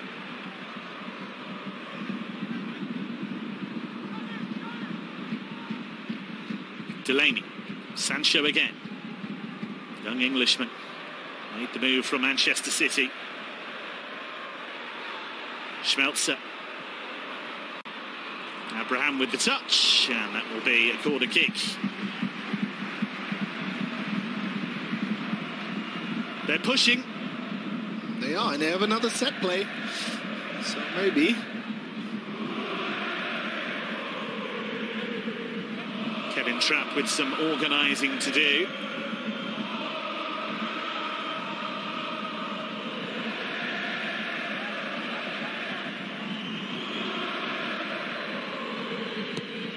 Sancho with the ball in.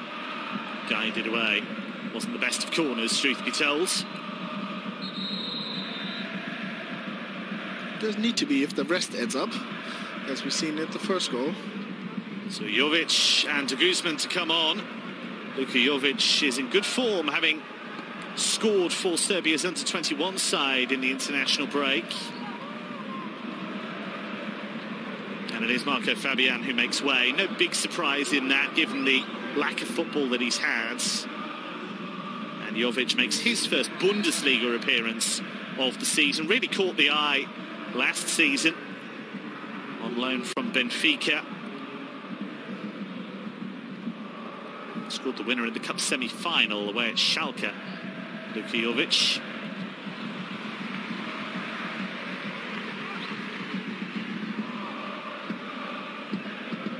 And they're gambles that Adi Huta just had to take, aren't they? Yes, they are. I mean, you need to be keen and try something to surprise Lucien Favre and Borussia Dortmund, because they always have a plan. So sometimes it's good to try something new, something different. Squad didn't work so far. Here's Abraham.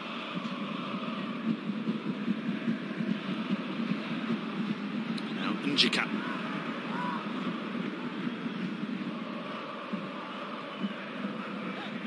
I do wonder if Simon Fallet playing left back has cost them a little bit going forwards. Defensively, it's largely worked, but it's so important nowadays for fullbacks to be able to create overloads and get forward. And I think the suspended player Willems would bring more of that, but got a red card against Bremen, so he's out for, I don't know, 1 game? Three games. Three games, actually. Games, so yeah. I thought they brought it back to 1. So he would be involved more offensively, but I mean, Fallet tries. Does his job defensively, you said that, but not more than that. We can see the work that they're doing. Fernandez, Abraham, Da Costa been trying to stem the yellow and black tide. It's largely worked so far. Frankfurt is still in this football game. Royce. Played by Fallet. One for Alea to chase. Kanji in control of the situation. Or at least he was. That's excellent from Alea. Not so good second time around. Given away cheaply though. Groans from the Dortmund faithful.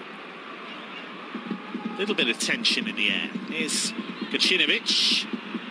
Kanji got there and did well in the end from a prone position. 25 minutes to go. Here's Abraham. Comfortably away. Diallo. There's Toro. Forward by Fallet to Kostic. Quite sure what the plan was there from Filip Kostic, but here's De Guzman. Right underneath it, but at least Frankfurt showing some willing in attack. Good 2 minutes now by Frankfurt. And Dortmund couldn't find a way to clear the ball, the dangerous zone. Understand that Paco Alcacer's big moment is about to arrive. He's going to be coming on for Maximilian Philipp.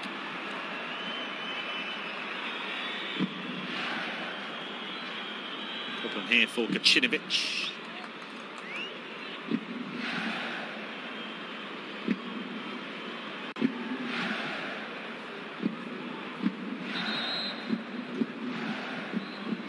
So here we go.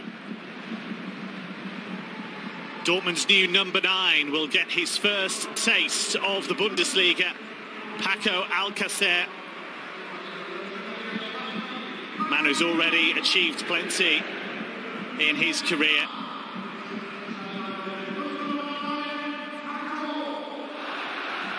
And Dortmund will hope that a new striking start is about to begin an exciting journey in Germany's top flights.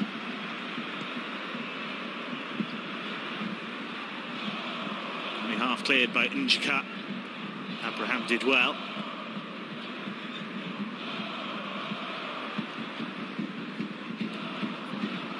Alcacer won plenty of trophies at Barcelona, but didn't play a key role in winning those. He was rather frustrated at the Camp Nou. But this is a guy who was top scorer in the Euro 2016 qualifiers for Spain. Captained Valencia at the age of 22. And he is an excellent finisher. You listen to people around Dortmund and they've already been struck by just how clinical he is in front of goal. I really hope to see some of that during this game already. And it's always a good thing to be able to say we got a player off of FC Barcelona. That's a nice thing. It's Da Costa. Oh, Allaire!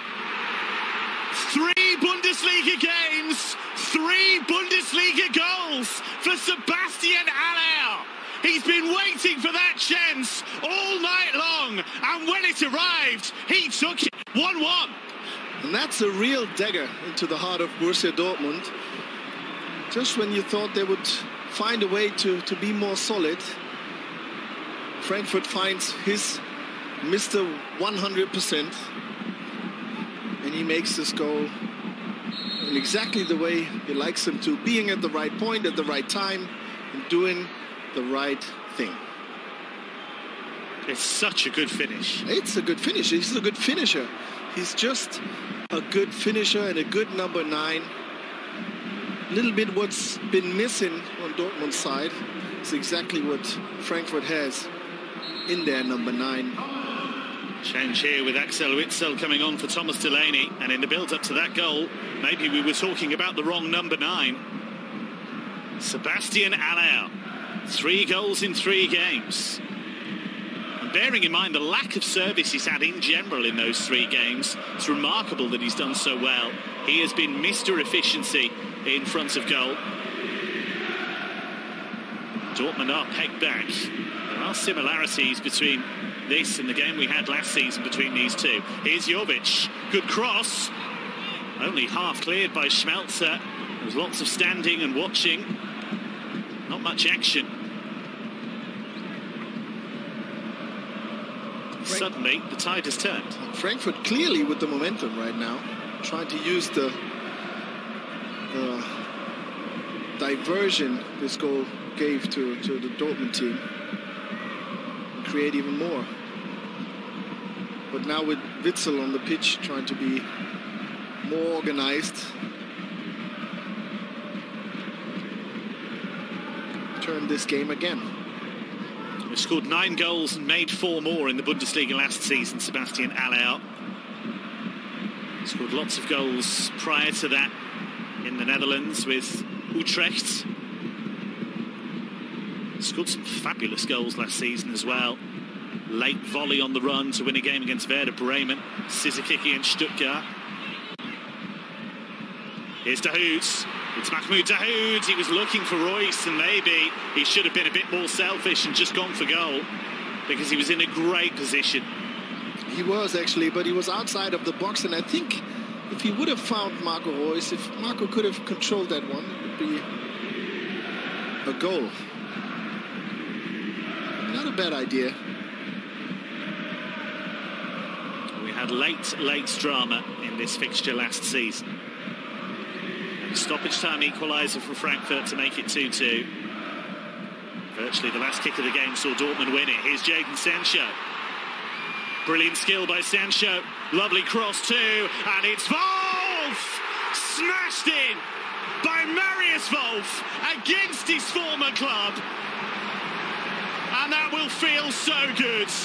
Dortmund's lead is restored, and it just had to be Marius Wolf, a star for Frankfurt last season, and now a goal against them. His first goal for Borussia Dortmund. Stories that only football can tell, in my opinion.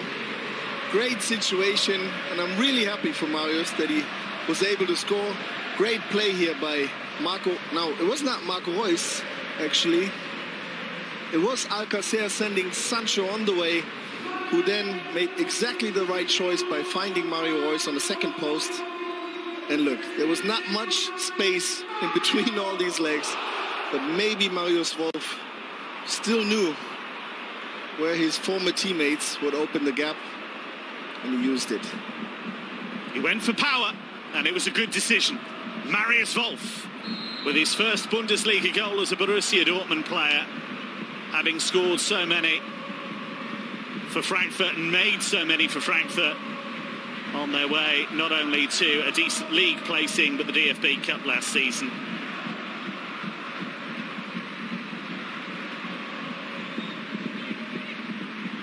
Here's Da Costa looking for Allaire, and it's run for Jovic, and it will not count. Luka Jovic wags his finger.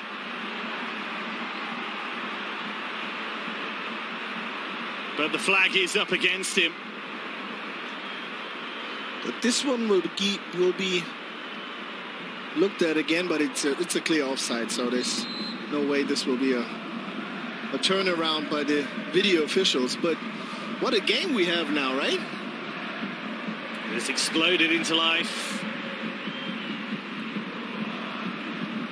And Frankfurt is doing exactly what they've been missing at first half, like creating more opportunities for Haller, for Jovic, for all these guys. More people involved when it comes to their offensive play, or their offense play. So we're back where we were in some respects at the start of the second half. With just the one goal separating the teams, but have to give full marks to Jadon Sancho for the role that he played. Wonderful skill, took two players out of the game. Teasing cross. But also a good look by Paco Alcacer, who sent Jadon Sancho with this direct play. So already seen a little bit of the mindset of the Spanish international. He's a player that can drop in and combine with players. It's not just about the goal scoring.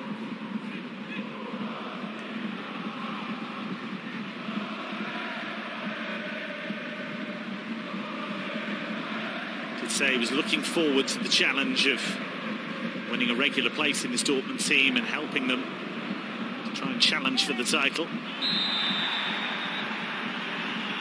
Marius Wolf just caught there. He's had more of a say in the game since switching to that side. This goal would give him some extra boost of confidence. You never know, he might get another tattoo to celebrate. I asked him that during this week if there's another on the way, and he said yes, still some more space to fill up. Maybe this is a nice opportunity. I have huge respect for anybody who gets lots of tattoos. I am too scared of needles. I could never get a tattoo. It doesn't hurt that bad. It probably hurts enough.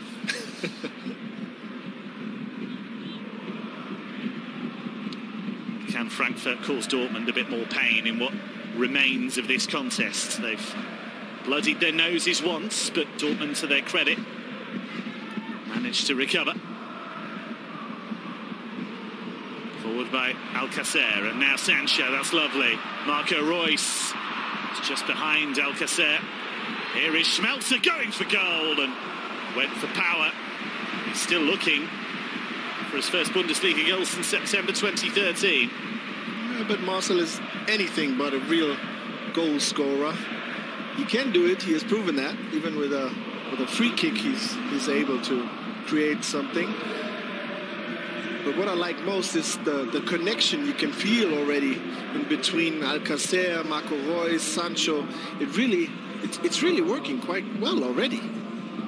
There were glimpses of it against Leipzig. That fourth goal against Leipzig was the classic Lucien Favre counter-attack goal.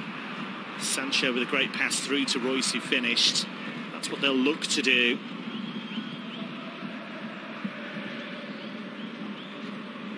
Sometimes what looks like incredible improvisation is actually anything but. It's about the work that goes in on the training grounds. Jurgen Klopp will tell you that, about the work that he's done with Mohamed Salah, Sadio Mane and Roberto Firmino. It looks like skill and improvisation, but it's all very cleverly coordinated movements. Sure is. In the longer you let these guys train together, the more they connect, the more they're synchronized in their ideas. And whenever so high quality or so players with so much quality are synchronizing their thoughts and trying the same thing, and it's going to be dangerous for everybody else. Could be another tough defeat for Adi Hütter. Frankfurt worked so hard against Werder Bremen a couple of weeks ago. Didn't get any reward for that in the end, and they've really played their part tonight. But they find themselves behind. And if they do lose this game, then it'll be 4 defeats in 5 competitive games for Hütter across 3 different competitions. It was always going to be tough to replace Niko Kovac after he went to Bayern München. After that season the coach had, it would be tough for any coach. Lost some big players as well. Lukas Radetzky, the goalkeeper, went to Leverkusen.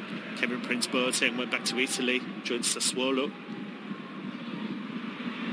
And it's Kostic. It's Filip Kostic. Well, he can hit them with that left foot, but that was wild.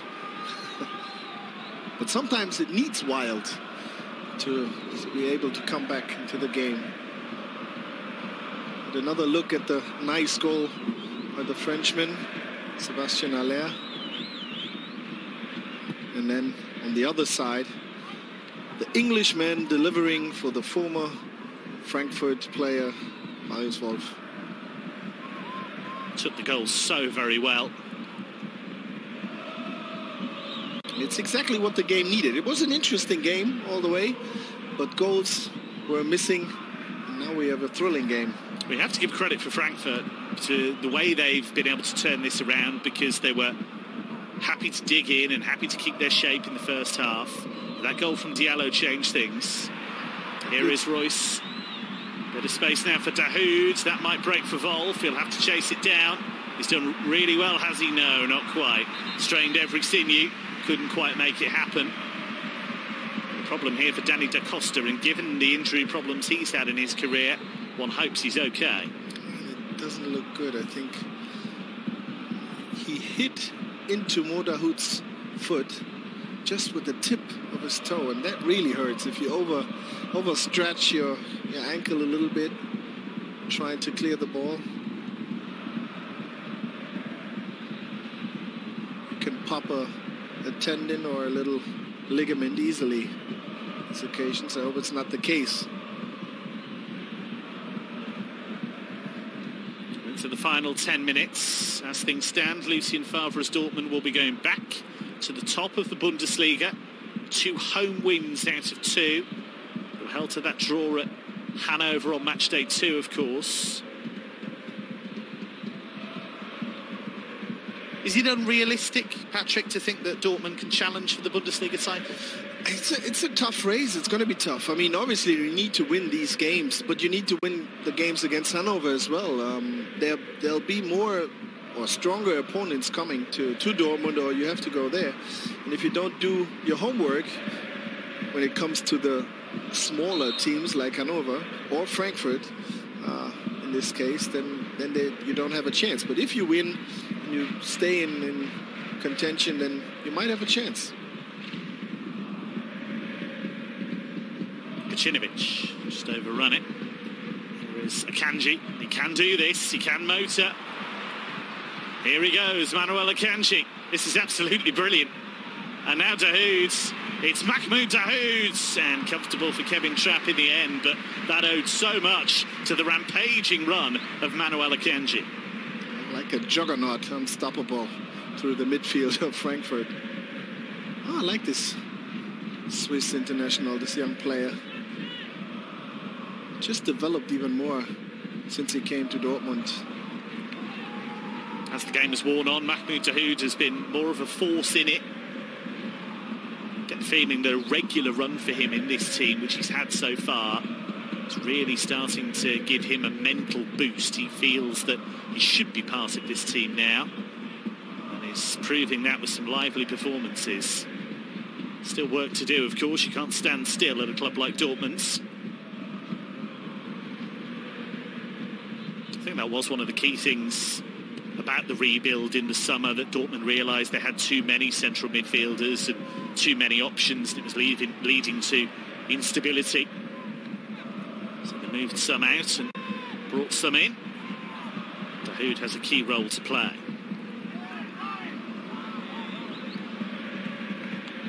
Seven and a half to go. And Frankfurt are still in this.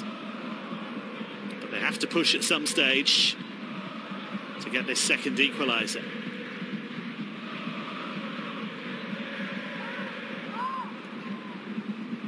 Njika. It's a nice ball to Fallets. It's a bit of a tentative pass though from Fallets. Has looked uncomfortable at times in that left-back role.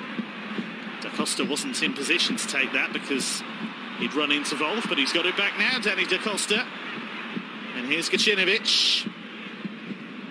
To Guzman.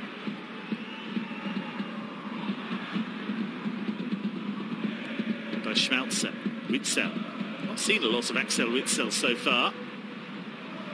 That was neat and tidy from the Belgian.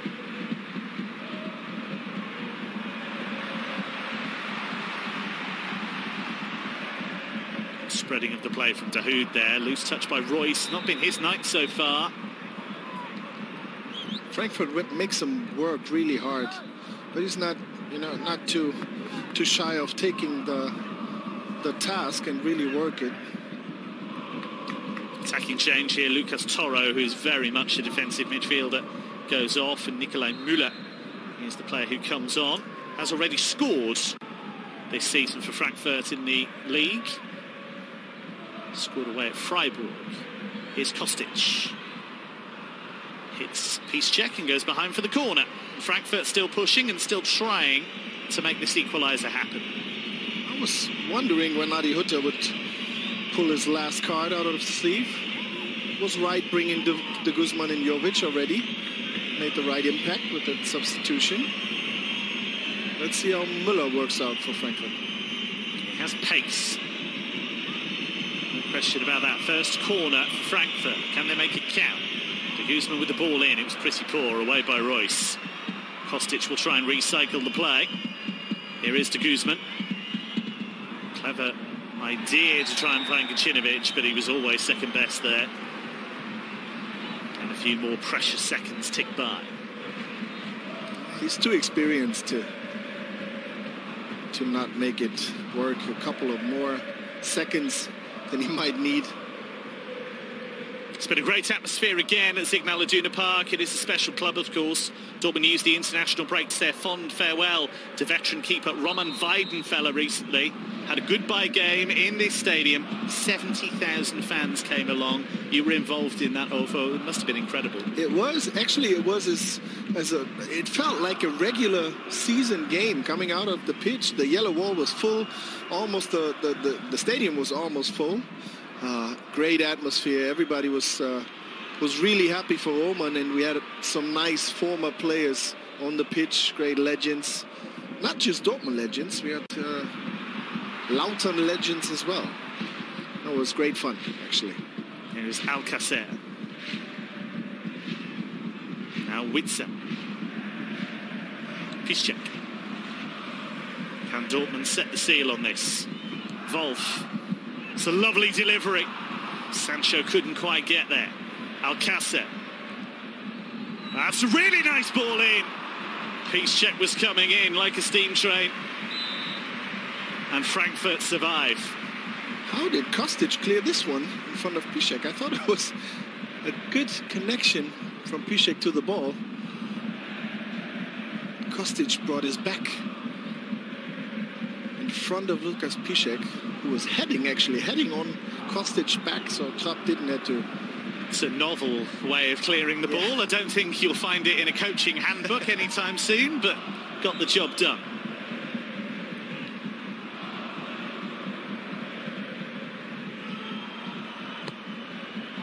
Plenty of air on it. Guided on. It's Wolf again. And Frankfurt had enough bodies between Marius Wolf and the goal to make the block. Oh, there would have been no sleep for Marius Wolf if he would score twice against his former club. 2 tattoos he would have needed then. Dortmund taking their time about this corner. Into the final 3 minutes. Axel Witsel has already scored in the Cup and the League for Dortmund this season.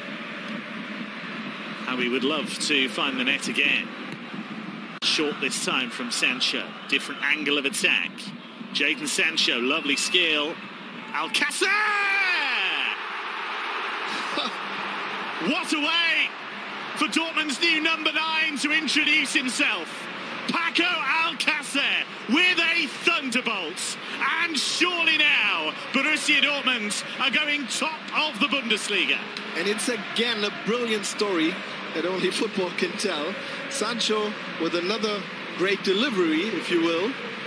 And the Spanish man from Barcelona connecting for the first time for his new club, Borussia Dortmund. Haller deflected, but I wouldn't see any chance for Trapp to stop this one. Maybe he would have had a touch. But so it's a brilliant story for the new addition to the Dortmund team. Is it about Dortmund strikers on their debuts? Michy Batshuayi scored on his debut, scored twice on his debut at Köln last season. That's just a fun place to work at. We make them feel at home when they come to this stadium and play for the first time. It must be, yeah. Yeah. We're just nice people. It's a happy workplace at the moment. Dortmund going top of the table. Paco Alcácer saying hola to the Dortmund fans with a stunning goal.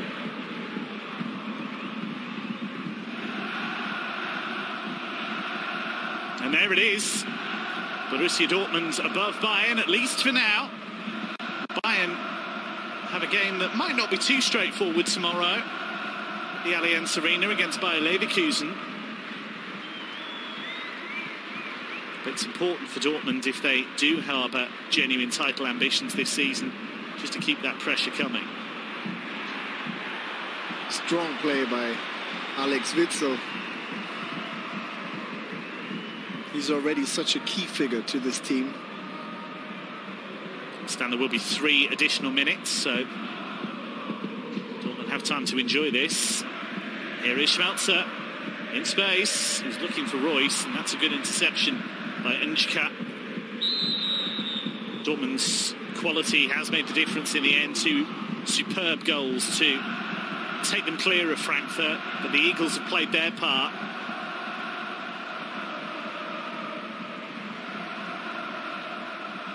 But this place is absolutely rocking now. It's going to be a great night in Frankfurt to be at tonight. I mean, the city is really living off his team. Whenever Dortmund is winning, you'll be sure to have a great time going out in Dortmund.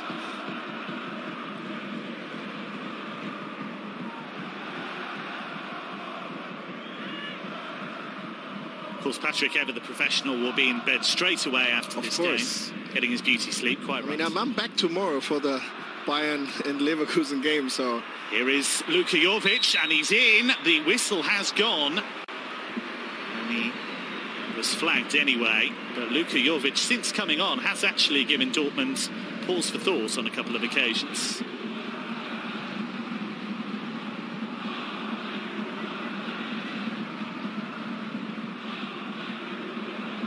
Defeat for Adi Hütter once again, it seems, but he will have seen plenty tonight, Patrick, to impress him. Yeah, the only thing he might say to himself is, what if I would have brought Jovic and de Guzman a little earlier, or maybe from the beginning. Here is Marco Reus.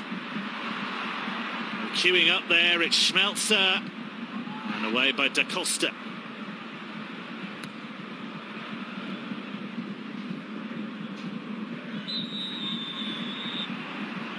I do feel that this Frankfurt team will be different when Jovic is playing on a regular basis, when Ante Rebic is back from injury, when they have players who can penetrate opposition defences and give Haller a bit more support. The key is going to be really for Adi Hütter to try and get that balance. Yeah, he needs to work with what he has. Difficult sentence at the moment, but he's hoping for some quick comebacks from the injury list. I mean, he had a good plan today. You could tell. I mean, the Frankfurt team was giving Dortmund a hard time with what they had, but in the end, it wasn't enough to defeat or be able to make it a really tough game for a strong Dortmund team.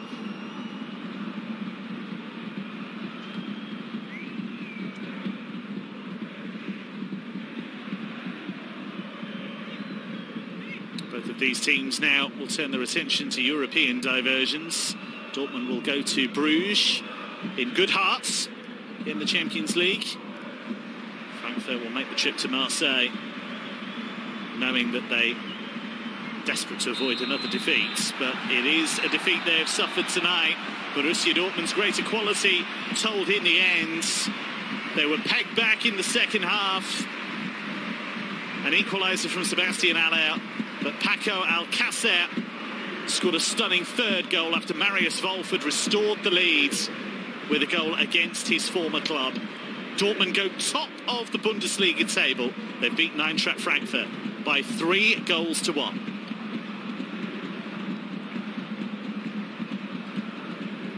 Well, Patrick, first of all, from Frankfurt's point of view, Adi Hütter disappointed with yet another defeat. It's been a really tough start to the season for him, but plenty of positives to take from this. A lot of positive things. The way Frankfurt played as a true underdog in this game was, most of the game was really solid, really good, a good idea, a good plan. Strong substitutions, so good ideas there. But in the end, the bigger quality on the black and yellow side was the difference tonight. It's hard to beat Dortmund, especially at home, and so I wouldn't think too bad of Adi Hütter, because I mean, given the injuries his team has, the situation, I think he's done everything he could. But it wasn't enough. And early days for Lucien Favre and Dortmund, but so far so good, scoring goals. Won both home games in the league, all pretty positive. It's not the way it was when Bosch started the first 6 games, or in seasons under Jürgen Klopp, when Dortmund was running away from the table, or for the rest of the table. But it's solid football. It's a good idea, good plan, good players, the right work ethic. Exactly. Thank you, Kevin. The right work ethic. So I think it's all good, all on the right path in Dortmund, and I hope they continue that way. Well, my thanks to Patrick Ovomoyela for his insight and analysis this evening. I've been your match commentator, Kevin Hatchard. Borussia Dortmund, top of the Bundesliga table tonight after beating Eintracht Frankfurt by 3-1.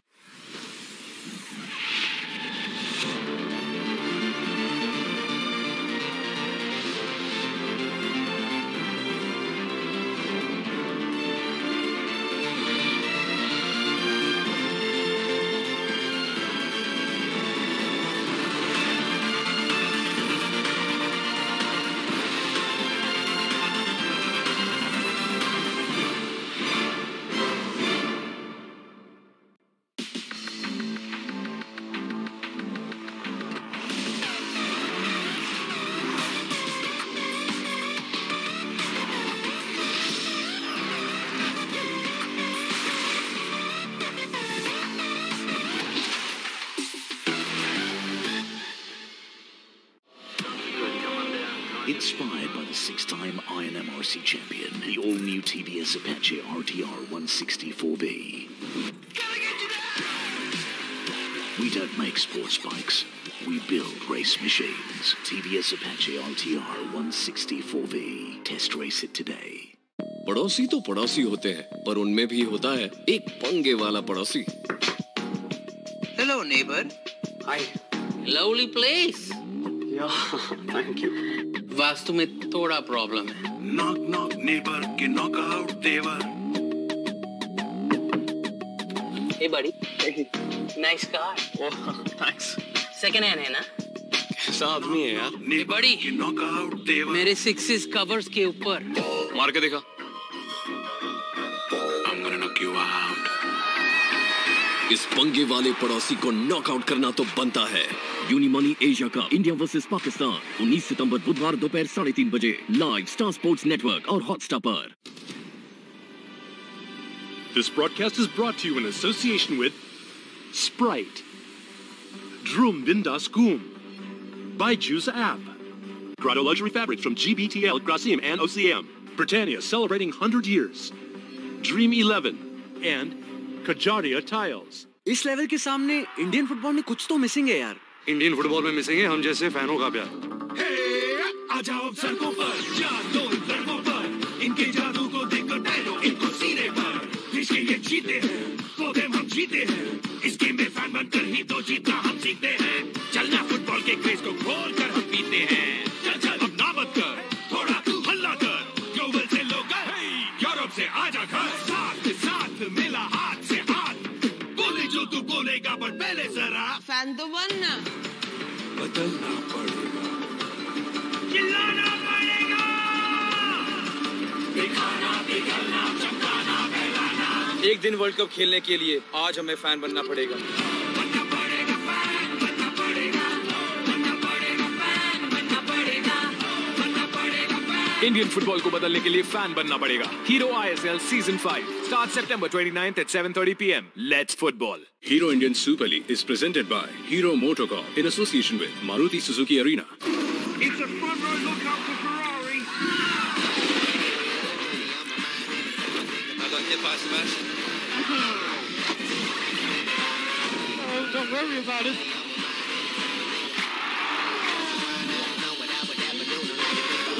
It's in there, Lawrence. Formation all the way out, just to show our Italian colleagues.